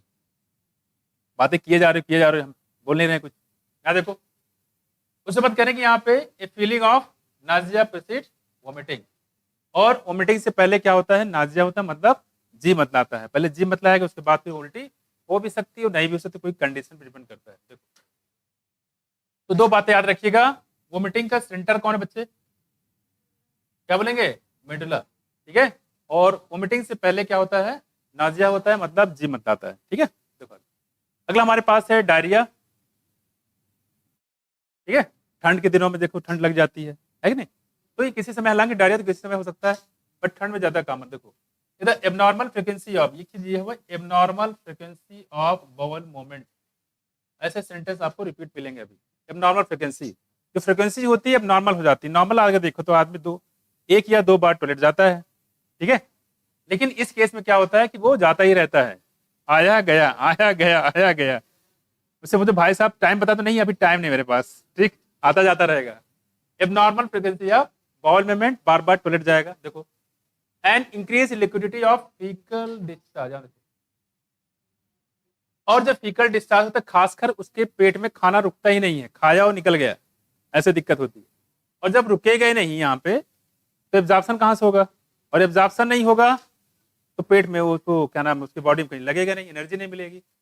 तो कहता है ऐसा पर्सन खाता तो बहुत है लेकिन लगता कुछ नहीं है, कि खा रहे हैं और निकाल रहे हैं। तो एब्जॉर्प्शन हो कहाँ रहा है बॉडी में? जब एब्जॉर्प्शन नहीं होगा तो एनर्जी नहीं मिलेगी, है कि नहीं? तो उसकी बॉडी लगातार कमजोर होती चली जाती है। और इवन ये भी देखा गया है ज्यादातर बच्चों के केस में कि डेथ भी हो जाती है। एक मेरे सामने डेथ हो गई, 10 साल लड़की थी, और वो डायरिया का मैंने पहली बार केस देखा था कि डायरिया से आदमी मर भी जाता है, खत्म हो गई वो। क्योंकि वो बहुत ज्यादा इसमें आपका देखा जाए तो पूरा बॉडी का सारा जो फ्लूइड होता है निकल जाता है बाहर, सारे मिनरल्स बाहर निकल जाएंगे। ठीक है, एनर्जी मिलेगी तो आदमी क्या हो जाएगा, और ब्रेन को ग्लूकोज नहीं मिलेगा तो क्या हो जाएगा? डेथ हो जाएगा फिर। ये चीज भी होती है यहाँ पे। देखो इसी को लोग बोलते हैं diarrhoea. It reduce the absorption of food. और इससे क्या होता है? फूड का एब्जॉर्प्शन नहीं हो पाता है, क्योंकि बॉडी के अंदर रुकना तो चाहिए एब्जॉर्प्शन करने के लिए, यहाँ खाना रुकता ही नहीं है कि नहीं? तो ये ध्यान रखिएगा, इसमें एक लाइन इंपॉर्टेंट है, abnormal frequency of bowel movement. ठीक, अब देखो अगला हमारे पास बच्चे हैं कॉन्स्टिपेशन। कब्ज बोलते हैं इसको। ठीक है, अब देखो यहाँ पे, आई होप इसको पता नहीं क्या बोलते, खैर ये है कॉन्स्टिपेशन, इसको बोलते हैं हम लोग कब्ज। देखो correct, in constipation the faeces are retain. Retain मतलब रखा रहता है विद इन द कोलन। और आपको पता है कोलन से पानी का एब्जॉर्प्शन होता रहता है लगातार। तो अगर कोलन में अगर ये फीसेस इकट्ठा रहेगा तो कोलन तो अपना काम करता रहेगा, पानी लगातार वो खींचता रहेगा, उससे क्या हो जाएगा? स्टूल हो जाएगी हार्ड। अब वो बंदा जाएगा टॉयलेट जाएगा तो क्या होगा? वो हार्ड स्टूल पास करेगा, तो उससे क्या होगा? उसकी स्किन पूरी डैमेज हो सकती है, और यही जनरेट करता है आगे चल के पाइल्स में। हिमोराइड इसको बोलते हैं, पाइल्स में। जिन लोगों के यहाँ पे कॉन्स्टिपेशन की प्रॉब्लम होती है, अल्टीमेटली उनको देखा जाता है लास्ट में, अगर इस पर ध्यान नहीं रखते हैं, वो लोग पानी कम पीते हैं, सलाद वगैरह नहीं खाते हैं, तो लास्ट में पाइल्स में कन्वर्जन का हो जाता है। क्या हुआ? उसकी तरफ क्यों देख रहे हो? देखो इधर, यहाँ देखो।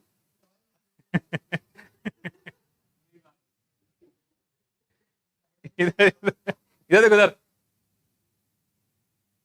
कह रहे हैं आप, अरे ये तो अब किसी को हो सकता है, कोई स्पेसिफिक नहीं, देखो तो ध्यान रखिएगा, faeces retain within the colon, colon में रहता है, ध्यान रखिएगा।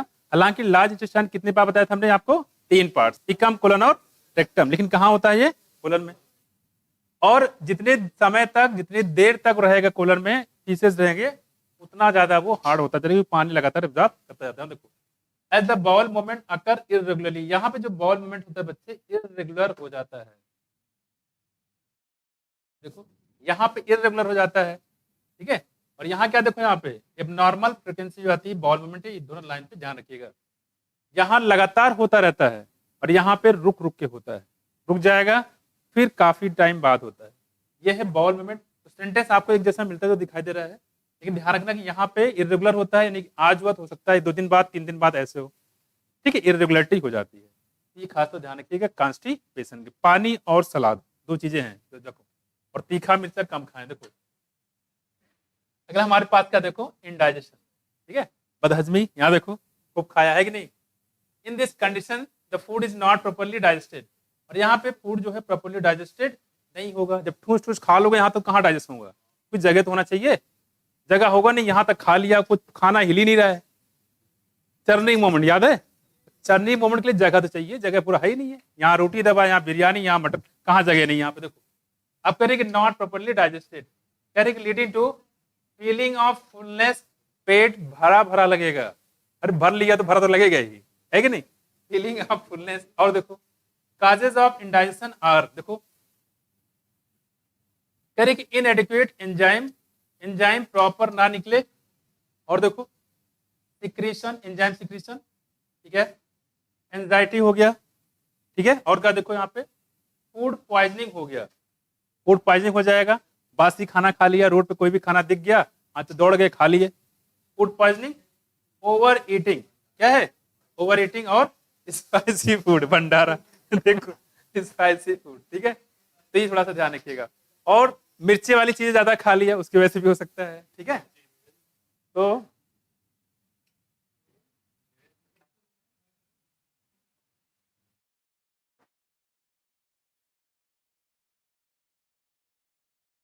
अच्छे बच्चे,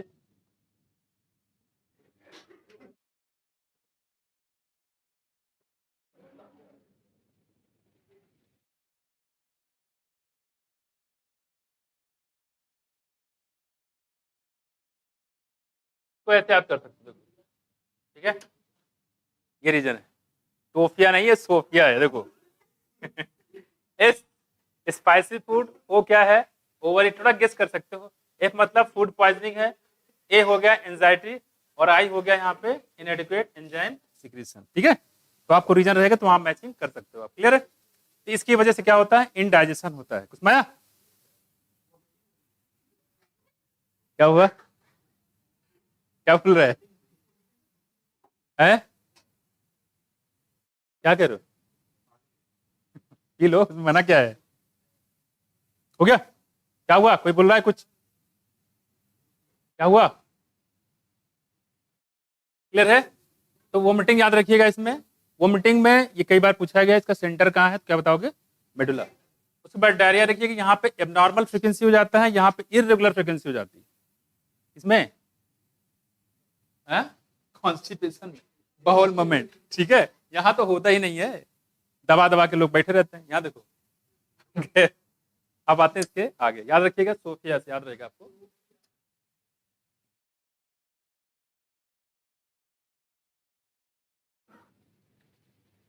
अब आगे Prem, Salman Khan, this not Prem, this is Prem, ध्यान देखो, प्रोटीन, एनर्जी, मल न्यूट्रिशन,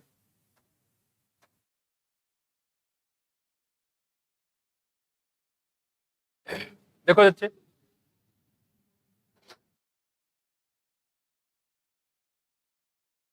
यहाँ देखो प्रोटीन, एनर्जी, मल न्यूट्रिशन, यहाँ देखो यहाँ पे, ये भी एक अच्छा टॉपिक है, dietary deficiency of protein and total food calorie, यहाँ पे प्रोटीन के बारे में बताया गया, साथ में फूड कैलोरी की बात करें, are widespread in many underdeveloped country, underdeveloped country, ठीक है, of South and South East Asia, बहुत सारी कंट्री अभी भी हैं जहां पे खाने को लेके बहुत ज्यादा दिक्कतें हैं। माया बहुत सारी कंट्री, यहाँ देखो, यहाँ पे साउथ ईस्ट एशिया, कह रहे कि साउथ अमेरिका हो गया यहाँ पे, और कहाँ कहाँ देखो, South America and West and Central Africa. ठीक है, कुछ अभी के डेट, कुछ पहले का डेटा है, जब 1947 के आसपास का था, इसमें जब वो जैसे बांग्लादेश पाकिस्तान से अलग हो रहा था, जब भी कोई लड़ाई या झगड़ा होता है किसी कंट्री से, तो वहां भी सब दिक्कतें आ जाती है, लड़ाई झगड़े में लग जाते हैं, खाना कौन ध्यान देता है कि नहीं। देखो कह रही कि वेस्ट एंड, वहां पे जब भूख लगती है तो वहां थोड़ी याद आता है कि भाई मुझे चाहिए प्रोटीन, मुझे चाहिए कार्बोहाइड्रेट, वहां ये मिले जो मिल जाए खा लो, नहीं तो पता गए काम से, भूख से मर जाओगे। यहाँ देखो, तो कह रहे कि South East Asia, South America and West and Central Africa, यहाँ की बात करें कि फूड की काफी ज्यादा दिक्कत यहाँ पे हो गई थी, जिसकी वजह से प्रोटीन एनर्जी दोनों कम हो जाएगी, इसको बोलते हैं प्रोटीन एनर्जी मल न्यूट्रिशन। दूसरी बात करें कि may affect last section of the population during the drought, कहीं पे सूखा पड़ जाए, ठीक है, फेमिन, ठीक है, पॉलिटिकल टर्मोइल, सूखा पड़ जाए, बाढ़ आ जाए, है ना। कह रहे हैं कि ये पॉलिटिकल टर्मोइल मतलब होता है कोई जैसे लड़ाइयां शुरू हो जाए किसी एक कंट्री से दूसरे कंट्री में, है ना, वही कह रहे हैं यहाँ पे। साथ साथ कह रहे हैं दिस हैपेंड इन बांग्लादेश, जैसा कि बांग्लादेश में हुआ था, ठीक है, during the liberation war. Liberation war यानी कि जो पहले बांग्लादेश और पाकिस्तान एक था, बीच में फिर सेपरेट हुआ, वो क्या इंडिया बांग्लादेश पाकिस्तान शुरुआत देखो तो वो भी एक थे, बीच में सब सेपरेट अलग अलग हुए हैं, उसमें पहले क्या हुआ यहाँ पे कि इंडिया और ये पाकिस्तान अलग हुआ, पाकिस्तान से फिर बांग्लादेश अलग हुआ, इससे सब अलग होते चले गए। यहाँ देखो कह रहे कि liberation war and Ethiopia during the severe drought in the mid 80s, तो मिड 80s के दौरान यहाँ पे जो वार हुए बीच बीच में, तो उसके वजह से काफी दिक्कतें हो गई खाने के लिए। प्रोटीन एनर्जी मल्टीशन अफेक्ट इन्फेंट, खासकर जो नवजात बच्चे होते हैं उनके लिए सबसे दिक्कत होती है, चिल्ड्रेन, और जो बच्चे होते हैं नॉर्मल मोस्ट की बात करें, to produce marasmus and kwashiorkor, दो बीमारियां देखो, एक हमारे पास है मैरेस्मा, दूसरा है क्वाशियोरकर, दो बीमारी के बारे में लोग यहाँ पे बेसिकली पढ़ना है, पूछा भी जाता है।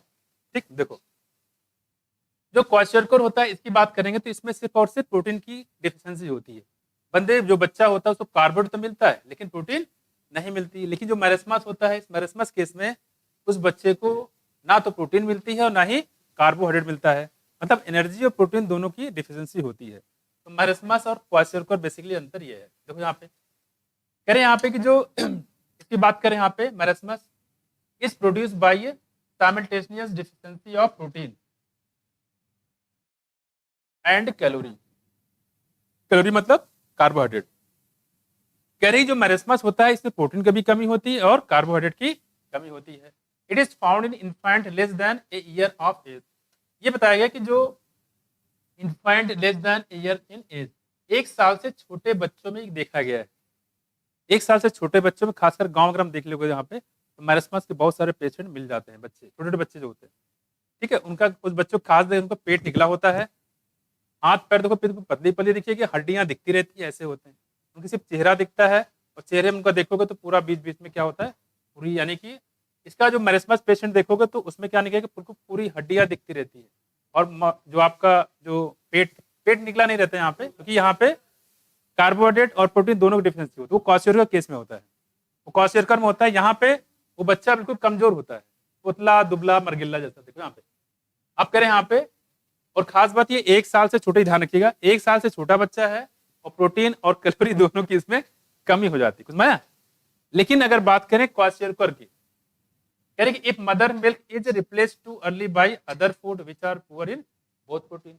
अब इस सब दिक्कत होती क्यों है, दिक्कत इसलिए होती है, कह रहे हैं कि अगर बच्चे का जो दूध जो है पहले छुड़ा दिया गया है, कायदे से 6 महीने दूध पिलाना चाहिए, लेकिन 2 महीना 3 महीना पिला के उसको छोड़ दिया, उसको खाना खिलाना शुरू कर दिया, बिरयानी खिला रहे छोटे बच्चे को, फिर क्या होगा उसके साथ, वो कमजोर हो जाएगा क्योंकि उसकी इंटेस्टाइन अभी उस लेवल की नहीं है। देखो वही कह रहे हैं यहाँ पे, if mother milk is replace too early by other food, दूसरे फूड से उसको रिप्लेस कर दिया गया है, which are poor in both protein and calorie value, और ऐसा खाना है जिसमें ना तो प्रोटीन है और ना ही कोई कार्बोहाइड्रेट है।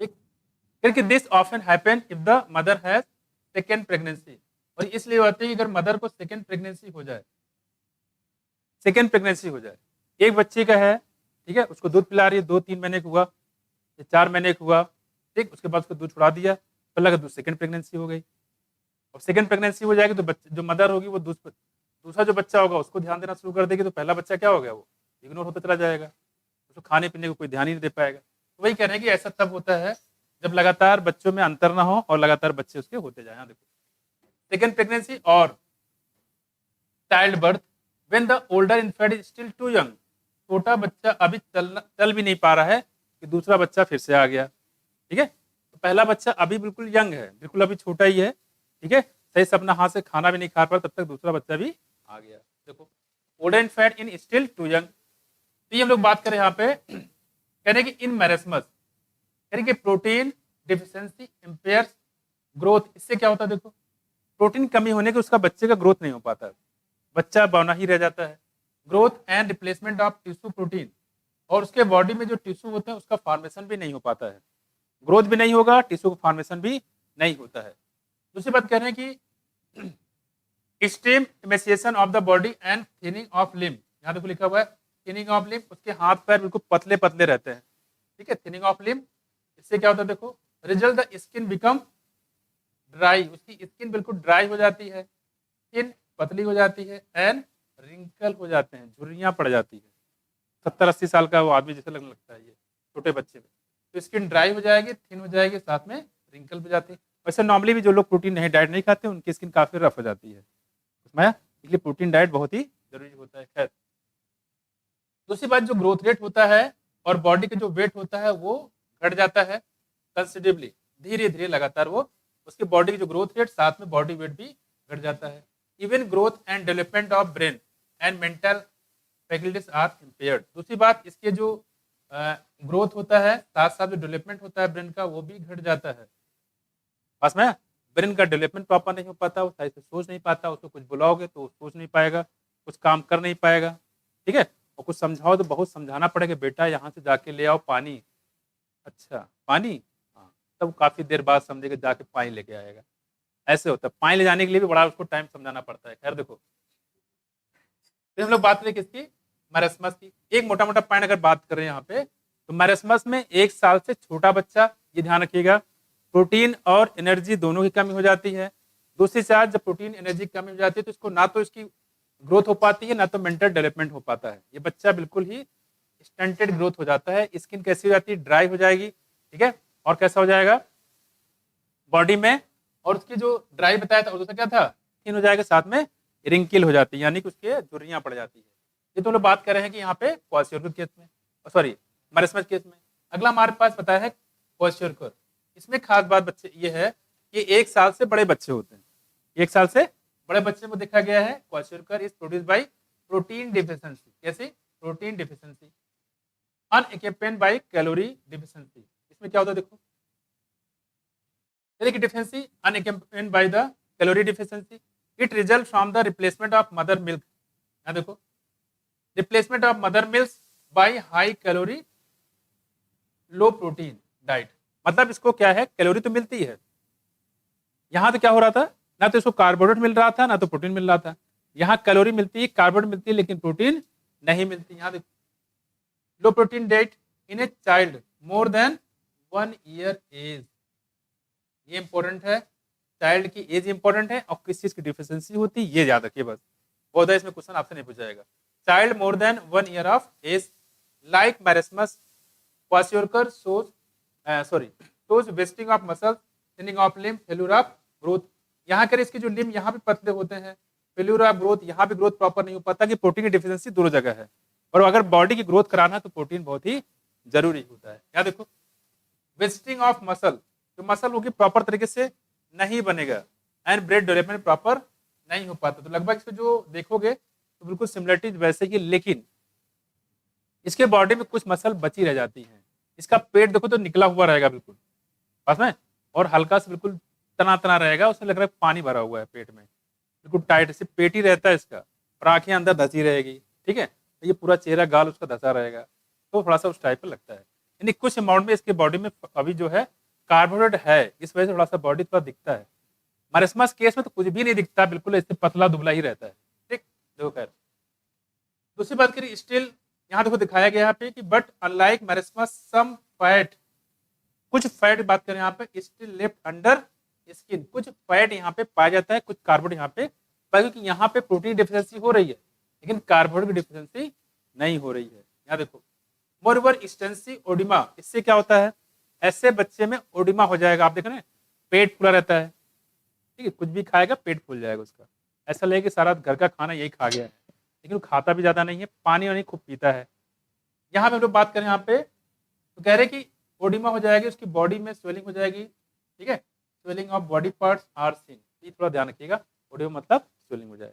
तो दो बीमारी याद रखिएगा, कौन सा, क्वाशियोरकर और मैरिस्मस। बाकी जो अफ्रीका ऑस्ट्रेलिया ये सब आपसे नहीं पूछ जाएगा, आपसे मैरिस्मस और क्वाशियोरकर कितना पूछेंगे, किस बीमारी में किस चीज की डिफिशियंसी होती है, और खास बात इसमें कितने साल के बच्चों में होता है। तो अगर हम बात करें मैरिस्मस की, तो इसमें प्रोटीन और कार्बोहाइड्रेट दोनों डिफिशियंसी होती है, और 1 साल से छोटे बच्चों में होती है। देखिए जब आपका ये क्वाशियोरकर होता है तो यहाँ पे इसमें सिर्फ और सिर्फ प्रोटीन की डिफिशियंसी होती है, कार्बोहाइड्रेट को प्रॉपर अमाउंट में मिलता रहता है, ठीक है, और प्रोटीन की डिफिशियंसी होने की वजह से मेंटल डेवलपमेंट वैसे भी पहले भी नहीं होगा, अभी भी नहीं होगा, ठीक है, लेकिन कह रहे हैं कि इसमें कार्बोहाइड्रेट मिलने की वजह से कुछ फैट इसकी बॉडी में मिल जाता है, ठीक। दूसरी बात, इसमें 1 साल से बड़े बच्चों मिले किसमें, क्वाशियोरकर में, ये थोड़ा ध्यान रखिएगा। ये है प्रोटीन एनर्जी मल न्यूट्रिशन, कोई दिक्कत हो तो बताओ। मैं ये है, अब इधर से क्वेश्चन कोई पूछा जा नहीं रहा, वैसे पहले पूछा था लेकिन अब पूछा नहीं जा रहा, अभी क्वेश्चन आपको उधर ही से मिलेगा। यहाँ पे कुछ समरी में ऐसा कुछ पॉइंट हो तो बताओ।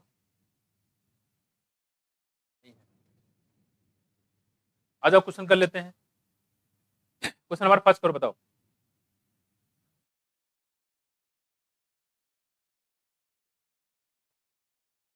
बताओ बच्चे,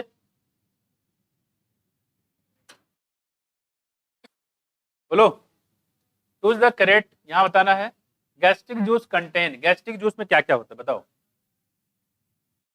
है थर्ड, फर्स्ट, प्रोटीन लाइपेज और रेनिन, सही है, प्रोटीन लाइपेज और रेनिन बिल्कुल सही है, पेप्सिन है भाई। अगला हमारे पास बताओ, देखो सक्कस इंटरकस, प्रोटीन पढ़ लिया ना, पेप्सिन, पेप्सिन लाइपेज और रेनिन, यहाँ देखो बताओ, succus entericus is the name given to, बताओ, इंटेस्टाइनल, मैचिंग मैचिंग करो, पहले का पहला है बच्चे, पेप्सिन लाइपेज और रेनिन, कोई दिक्कत, दूसरा समझ में आया, इंटेस्टाइनल जूस को ही बोलते हैं, ठीक। अच्छा अगला बताओ, दूसरा वाला, बाइलिरुबिन बाइलिवर्डिन, बताओ, hydrolysis of starch, digestion of fat, salivary gland,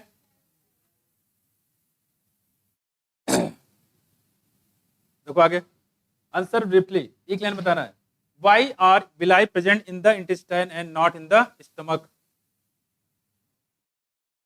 absorption, absorption ज्यादा हो, एब्जॉर्प्शन के लिए, ठीक। दूसरा बताओ, how does pepsinogen changes into the active form, HCl के एक्सपोजर से, किससे, एचसीएल के एक्सपोजर से एचसीएल कौन निकालता है, कौन निकालता है एचसीएल, पेप्टिक या ऑक्जेंटिक से, सही है ना, एचसीएल देखो, कह रहे हैं कि यहाँ पे what are the basic layer of the wall of alimentary canal, बताओ बेसिक लेयर कौन कौन सी है, सिरोसा, मस्कुलरिस, समिकोसा और सिरोसा, आउटर मोस्ट, मस्कुलरिस कितने लेयर, दो, सर्कुलर, लॉन्गिट्यूडनल, लॉन्गिट्यूडनल किसने, आउटसाइड, सर्कुलर इनसाइड, फिर क्या होगा, समिकोसा, समिकोसा बाद क्या जाएगा, mucosa. How does bile help in the digestion of fat, बताओ, बाइल साल्ट, ठीक है, जैसे सोडियम टारोकोलेट, पोटेशियम टारोकोलेट, ये क्या करते हैं, जो फैट होता है फैट को फैटी एसिड और ग्लिसरॉल में तोड़ देते हैं, कुछ माया, तो इसको हम लोग बोलते हैं, इसलिए ये इसमें हेल्प करते हैं, किसमें, डाइजेशन में, ठीक है। और कोई क्वेश्चन है,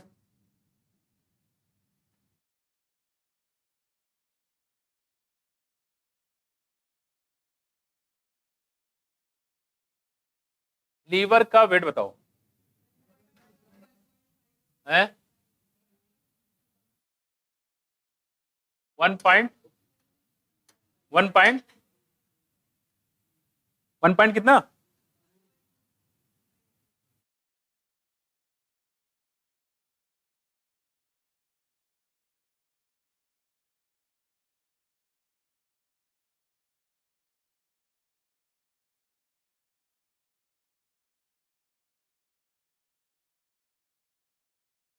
तो बात ही बैक किस पे जाएगा, क्वेश्चन करवाए थे।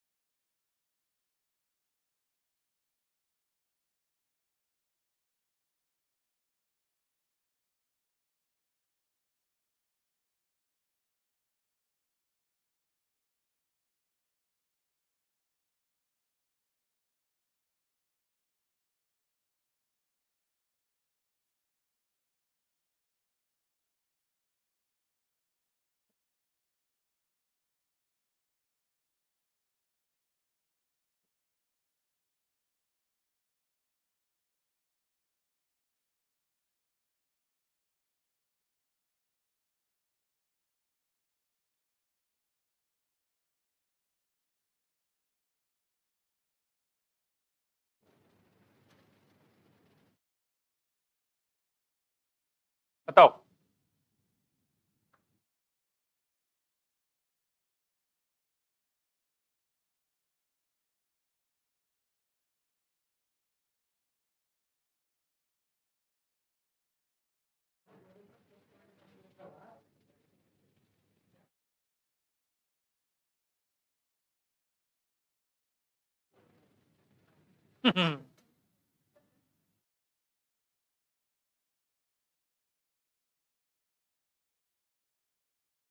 चलो ऐसे ही कर लेते हैं। पहला क्वेश्चन देखो, इससे पहले उड़ जाए। पढ़ लो, पढ़ लिया।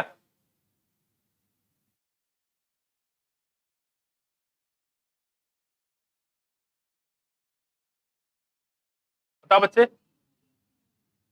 करेक्ट बताना है, ठीक है। ह्यूमन सिस्टम में इलियम ओपन स्मॉल इंटेस्टाइन, सही बात है। हाँ सही बात है ना, ileum open into small intestine. कहाँ खुलता है, लार्ज इंटेस्टाइन में। इलियम, इलियम किसको बताया था हमने, ड्यूडेनम, जेजुनम और इलियम। ये क्या लिखा हुआ है, serosa is the inner most layer, बिल्कुल सही, गलत है, आउटर होता है ना। Ilium is a highly coiled part, सही बात है। Vermi form appendix arise from duodenum, caecum से, है ना। कहां से, सीकम से। इलियम हाईली क्वाइल्ड मतलब ये हो जाएगा आपका, है ना। इसी बारे में बता रहे थे आपको। दूसरा देखो, match the following structure with their respective location. Crypt of Libre कौन बताओ, है सही है। क्रिप्ट ऑफ लिबर कौन जो है, Glisson capsule, islets of Langerhans, Brunner gland, duodenum है कि नहीं, ड्यूडेनम हो जाएगा, तो इसको मैच कर लेंगे वैसे, ठीक है।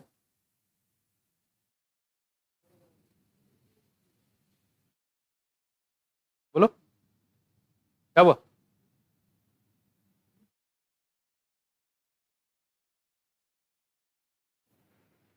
क्वेश्चन नंबर 3 बताओ, which the fine describe human dentition. बताओ दांत कैसे होते हैं, थीकोडॉन, डायफिडॉन और हेटोडॉन। कौन सा है देखो, बी वाला ना, थीकोडॉन, डायफिडॉन और हेटोडॉन, तो बी वाला से हो जाएगा। चौथा बताओ, चौथा। एक बेबी है, बॉय एज 2 ईयर, 2 साल का है, is admitted to play school, पूरी कहानी बता दिया है।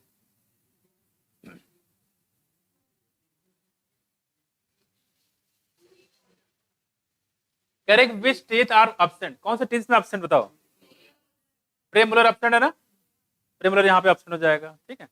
बाकी इसमें जो है 17 का है।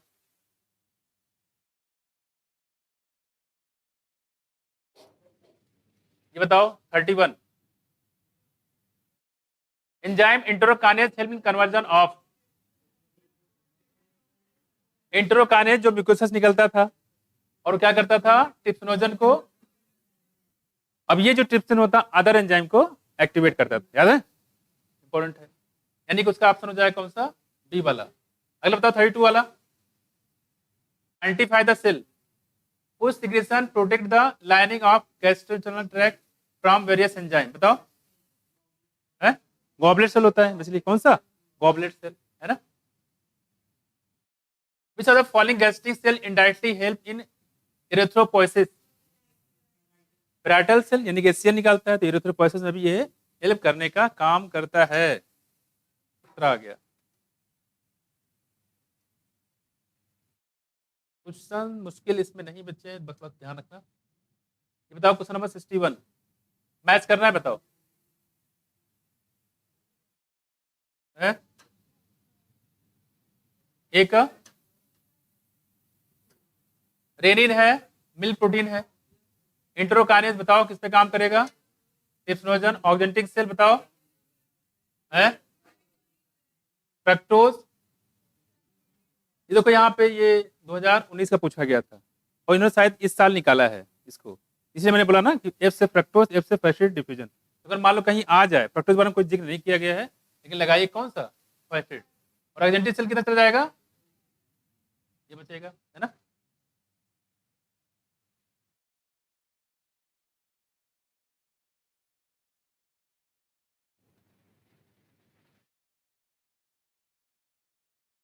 इतने क्वेश्चन है, सबका पोस्टमार्टम कराएंगे बच्चे। देखो डिसऑर्डर 2012 के बाद क्वेश्चन नहीं आया, नहीं।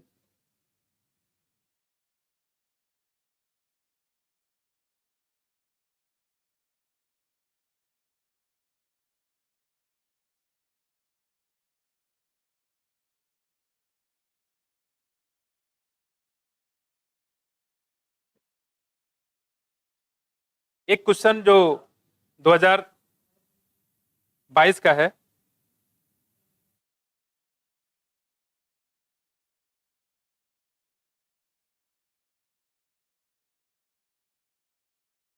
एक क्वेश्चन आप ऐसे बता दो। देखो जो क्वेश्चन पूछा गया है,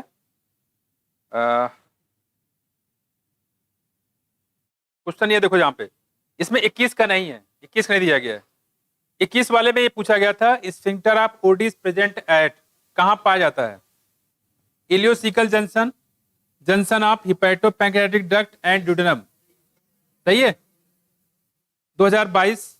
अच्छा 21 में एक क्वेश्चन और है, ये सकस इंटरकस पे है। Succus entericus is referred to as pancreatic juice, intestinal juice. क्या एक क्वेश्चन मिला था आपको, 2021 का है, ये आ चुका है क्वेश्चन ये। अब 2022 का सुन लो, दो क्वेश्चन थे यहाँ से। कह रहे given below are two statement, जैसे आपको हम देते हैं लगातार स्टेटमेंट, उसमें स्टेटमेंट पहला दिया है, स्टेटमेंट दूसरा दिया है, बताना है इसमें, सिर्फ ये बताना है कि कौन सा इसमें सही है या गलत है। पहला स्टेटमेंट दिया है, fatty acid and glycerol can not be absorb into the blood. सही गलत है, सही बात है, क्योंकि फैटी एसिड एब्जॉर्ब नहीं हो सकता है। फैटी एसिड को मॉडिफाइड करना पड़ेगा, काइलोमाइक्रोन बनाना पड़ेगा, तब जाके एब्जॉर्ब हो। तो बात सही है बिल्कुल, तो स्टेटमेंट पहला तो सही है। दूसरा क्या कह रहा है देखो, specialised lymphatic capillaries called lacteal carry chylomicron into the lymphatic vessel and ultimately into the blood. तो पहले लिम्फेटिक वेसल में आएगा, फिर ब्लड में आएगा, फिर जो ये एब्जॉर्ब हो जाता है। तो इसका मतलब दोनों स्टेटमेंट सही है, तो दोनों सही था, बिल्कुल सही है। 2022 का क्वेश्चन था। 2022 के क्वेश्चन, दो क्वेश्चन पूछे गए थे, एक तो ये क्वेश्चन है, बहुत मुश्किल तो नहीं था ना, है ना, आसान क्वेश्चन थे। ऐसे क्वेश्चन मिलेगा आपको। एक क्वेश्चन और पूछा गया, देखो क्या है, which of the following function is not perform by secretion from salivary gland. कौन से इसमें सलाइवरी ग्लैंड के द्वारा ये परफॉर्म नहीं किया जाता। देखो पहले बताया control bacterial population in mouth, lysozyme करता ही है, थायोसाइनेट वगैरह। डाइजेशन ऑफ कॉम्प्लेक्स कार्बोहाइड्रेट, बताओ सही बात है। कॉम्प्लेक्स कार्बोहाइड्रेट मतलब है यहां से स्टार्च से है, पॉलीसैकेराइड से, तो बिल्कुल करता है। Lubrication of oral cavity, oral cavity में सलाइवा का फॉर्मेशन करता है, बिल्कुल बात सही है। और चौथा बताएगा डाइजेशन ऑफ डाइसैकेराइड, ये भी सही है गलत है, क्या गलत है, डाइसैकेराइड बनता है एग्जैक्ट। तो होता क्या है यहाँ पे, पॉलीसैकेराइड टूटता है और बनता क्या है, डाइसैकेराइड। ये कह रहे हैं डाइसैकेराइड का डाइजेशन होता है, डाइसैकेराइड डाइजेशन यहाँ नहीं होता माउथ में, कहाँ होता है, ये ड्यूडेनम में होता है, इंटेस्टाइन है कि नहीं। तो क्वेश्चन आसान ऐसे क्वेश्चन आपको मिलेंगे। 2 क्वेश्चन था इससे, इसको थोड़ा सा ध्यान रखिएगा। देखो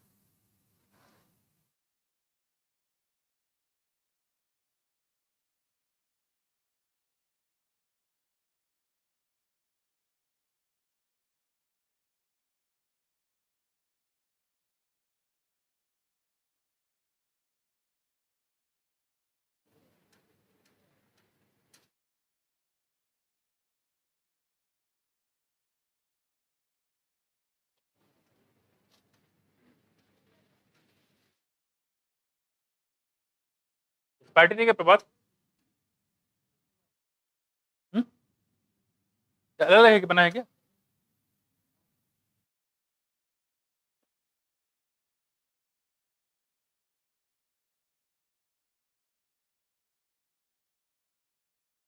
इसको अलग बनाया क्या?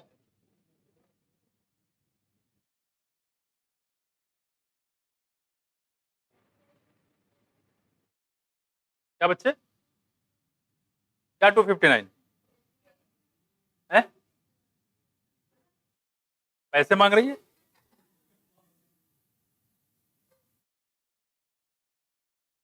अरे यार तो और महान है, पेज नंबर बता रही हैं। इसमें अलग ही बना है बच्चे।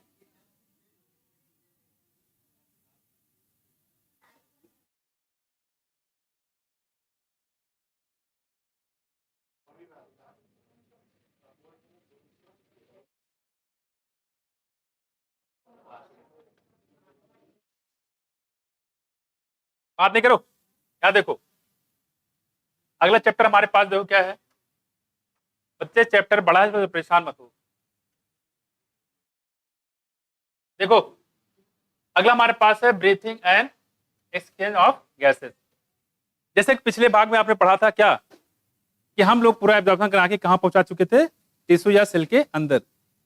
अब क्या उस सेल के अंदर इस कार्बोहाइड्रेट क्या होगा, इस ग्लूकोज से क्या होगा, इस अमीनो एसिड क्या होगा, क्या इस ग्लूकोज से एनर्जी मिल पाएगा? आइए देखते हैं इसके आगे। देखो आप रिस्पायरेटरी ऑर्गन, मतलब उसी के बाद का टॉपिक ये है, ठीक है। मैकेनिज्म ऑफ ब्रीथिंग, ठीक है, exchange of gas, transport of gases, regulation of respiration, disorder of respiratory system. खैर यहां पे कह रहे हैं कि जो as you have read earlier oxygen is utilised by the organism. जैसे कि हम लोग जानते हैं कि जितने भी ऑर्गेनिज्म होते हैं इस धरती पे वो ऑक्सीजन लेते हैं। अगर आपसे ये पूछे कि ऑक्सीजन नहीं लेंगे तो क्या दिक्कत होगी? फूड का ब्रेकडाउन नहीं हो पाएगा, सही बात है। इसको बोलते हैं क्या, रिस्पायरेशन पूरा प्रॉपर नहीं हो पाएगा, यानी कि कह सकते हो हमें एनर्जी नहीं मिल पाएगी। पूरा जो आपने डाइजेशन एब्जॉर्प्शन सब किया सब बेकार हो जाएगा अगर ऑक्सीजन नहीं मिलेगा तो।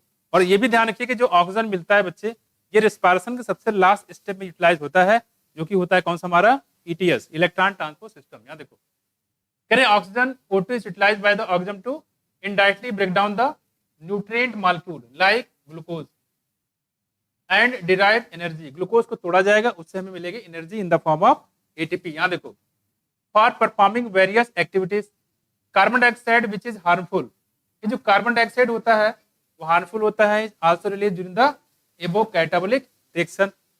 जब ये ग्लूकोज से एनर्जी मिल रहा होता है तो इसी दौरान कहाँ पे, कोई बताएगा CO2 किस प्रोसेस में बनता है? CO2 किस प्रोसेस में बनता है? ग्लाइकोलिसिस में, क्रेब्स साइकिल में, या ईटीएस में? क्रेब्स साइकिल में। क्या बोलते हैं? क्रेब्स साइकिल, वहां पे CO2 रिलीज होता है। देखो उसी बात करें यहाँ पे, तो carbon dioxide which is harmful is also released during the above category reaction. It is referred the evident that O2 has to be constantly provided to the cell and CO2 produced by the cell have to be released out. O2 को लगातार लिया जाता है, CO2 लगातार निकाला जाता है। यहाँ देखो by cell it is called the breathing। अब करेंगे जो प्रोसेस होता है, करेंगे process of O2 from the atmosphere and with CO2 produced by the cell is called the breathing, commonly known as respiration। इसी को हम लोग बोलते हैं respiration, यानी ऑक्सीजन को लेना, CO2 को बाहर रिलीज करना, इसे बोलते हैं रेस्पिरेशन। ये हो गया। करके place your hand to your chest, you can feel the chest moving up and down, you know that it is due to the breathing. और ऐसा क्यों हो रहा है? क्योंकि ब्रीथिंग यानी कि सांस ले रहे हैं, ठीक है। How do we breathe? The respiratory organ and the mechanism of breathing are describe in the following section. उसके बारे में बताया गया है कि रेस्पिरेटरी डिवाइसेस कौन कौन से होते हैं, और अलग अलग आगजा में बच्चे अलग अलग रेस्पिरेटरी डिवाइसेस यहाँ पे पाए जाते हैं। क्या पुरानी है?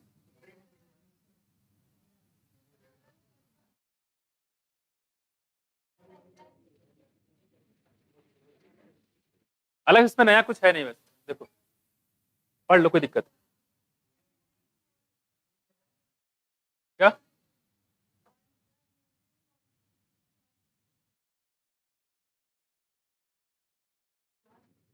Nutrient molecule, simple molecule. अब देखो यहाँ पे चेंज कर दिया यहाँ पे बहुत कुछ चेंज हुआ है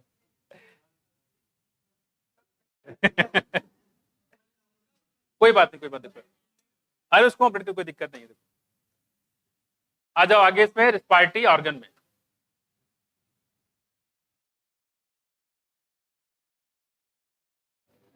क्या देखो, क्या देखो, अब अगला हमारे पास है मैकेनिज्म ऑफ ब्रीथिंग में very among different group of animal depending mainly on their habitat. और जो मैकेनिज्म होता है उसके हैबिटाट के ऊपर डिपेंड करता है कि रहते कहाँ है। जो भी आगजम जहां रहता है उसी बेस पे उसकी डिवाइसेस होंगी। लेवल ऑफ ऑर्गेनाइजेशन कैसा है, यूनिसेलुलर है, मल्टीसेलुलर है, कैसा है, ऑर्गन लेवल पे है। यानी कि लोअर इन्वर्टिब्रेट लाइक, अगर हम इन्वर्टिब्रेट की बात करें जैसे कि स्पंज हो गया, सिलेंट्रेट हो गया, और कौन से फ्लैटवर्म। स्पंज में, सिलेंट्रेट में और फ्लैटवर्म में, पहला देखो यहाँ पे जो होता है एक्सचेंज होता है O2 का, किससे होता है देखो, with CO2 by simple diffusion. किससे होगा? सिंपल डिफ्यूजन होता है। तो स्पंज में, सिलेंट्रेट में, फ्लैटवर्म में किससे होगा बच्चे? सिंपल डिफ्यूजन होता है over their entire body surface, और पूरे बॉडी सरफेस होता है सिंपल डिवीजन के द्वारा। तो तीन जानवर बताए हमने। स्पंज कौन सा फाइलम? पोरीफेरा। सिलेंट्रेटेड कौन सा फाइलम? सिलेंट्रेटा, है ना। और फ्लैटवर्म कौन सा? प्लेटीहेलमिन्थेस। यानी कि earthworm use their moist cuticle, और अर्थवर्म जो है अपना मॉइस्ट क्यूटिकल यूज करता है। Earthworm use their moist cuticle and insect have a network of tube. Insect की बात करें तो नेटवर्क ऑफ ट्यूब होता है। दूसरा देखो अर्थवर्म में ये मॉइस्ट क्यूटिकल के द्वारा होता है। किसके द्वारा? मॉइस्ट। बताया तो कोई रेस्पिरेटरी डिवाइसेस अर्थवर्म में नहीं पाया जाता है, मॉइस्ट क्यूटिकल होता है। इस क्यूटिकल को बनाता कौन है? कौन बनाता है? एपिडर्मिस। कौन सा? एपिडर्मिस। यहाँ देखो कह रहे कि insect have network of tube, इसको बोलते हैं ट्रैकियल ट्यूब। क्या बोलेंगे? Tracheal tube. ठीक है, तो इंसेक्ट जो होता है उसमें ट्रैकियल ट्यूब पाया जाता है। देखो to transport atmospheric air within the body, special vascularise structure called the gills. अब देखो गिल्स कहाँ पाया जाएगा? यहाँ पे देखो, ठीक है, यहाँ पे हम लोग बात करें गिल्स की। और गिल्स कहाँ होगा? Use by the most of the aquatic arthropoda, यानी कि जो आर्थ्रोपोड होते हैं, लेकिन कहाँ पे? एक्वेटिक आर्थ्रोपोडा में गिल पाए जाते हैं, टेरेस्ट्रियल में नहीं मिलेगा, पानी में रहने वाले। एंड मोलस्क, और साथ में कहाँ मिलेंगे? मोलस्का में। तो आर्थ्रोपोडा एक्वेटिक और एक्वेटिक मोलस्का में। ठीक है, क्या पाए जाएंगे यहाँ पे? गिल्स पाया जाएगा। Various vascularise bag called lungs की बात करेंगे तो लंग्स कहाँ मिलेगा बच्चे? Lungs are use by the terrestrial form और द चेंज ऑफ गैसेस। और ये कहाँ मिलेगा लंग्स? वर्टिब्रेट में। और कहाँ मिलेगा? फिश में। और कहाँ मिलेगा? अच्छा, ये जो बताया गया यहाँ पे वर्टिब्रेट में लंग्स है, साथ में फिश भी है। और फिश कहने की बात करें, फिश यूज गिल्स। फिश क्या यूज करता है? गिल्स। हालांकि फिश में जो है वो लंग्स नहीं पाए जाते। ये बात करें यहाँ पे लंग्स की, कहाँ मिलेगा आपको? वर्टिब्रेट में। वर्टिब्रेट जैसे आपका इसमें आपका टेट्रापोडा आ जाएगा, है ना। कौन आ जाएगा? टेट्रापोडा। यानी कि आपको किसमें होंगे? फ्रॉग हो जाएगा, रेप्टाइल हो जाएंगे, बर्ड्स हो जाएंगे, और हम लोग भी आ जाएंगे इसी में, है कि नहीं। इसमें क्या होगा? लंग्स होगा। दूसरी बात करें कि जो फिशेस होती हैं इनकी बात करें हम लोग यहाँ पे, यानी कि फिश, यानी जो फिशेस होते हैं यूज गिल्स, वेरेज जो रेप्टाइल होता है, बर्ड्स होते हैं, मैमल्स। रेप्टाइल, बर्ड्स और mammal respire through the lungs, इसमें लंग्स पाया जाता है। तो देखा जाए तो जो रेप्टाइल, बर्ड्स और आपके जो मैमल्स होते हैं ये होते कैसे हैं? वर्टिब्रेटेड होते हैं। इसमें क्या मिल जाएगा आपको? गिल्स मिल जाएगा, सॉरी लंग्स मिल जाएगा। एम्फीबिया की बात करें जैसे कि हमारा हो गया frog. Amphibia like frog can respire through their moist skin. इसे ध्यान रखना है इसमें एम्फीबिया के बारे में कि इसमें जो है मॉइस्ट स्किन से भी होता है, लंग से भी होता है और गिल से भी होता है। इसमें तीनों माध्यम से होते हैं। किसमें? फ्रॉग में। Have a well developed respiratory system. यहाँ पे कह रहे हैं यहाँ पे कि mammals have well developed respiratory system. इसको बोलते हैं कि हम लोग लंग्स की बात करें, बात करें फ्रॉग, तो फ्रॉग में स्किन से भी होता है, गिल से भी होता है और लंग से भी होता है। तो खासकर ध्यान रखिएगा। इसकी मैं पूरी समरी बनवा दूंगा अगले टर्न पे, ठीक है? थोड़ा अपडेट वर्जन मिल जाएगा आपको कल, है कि नहीं?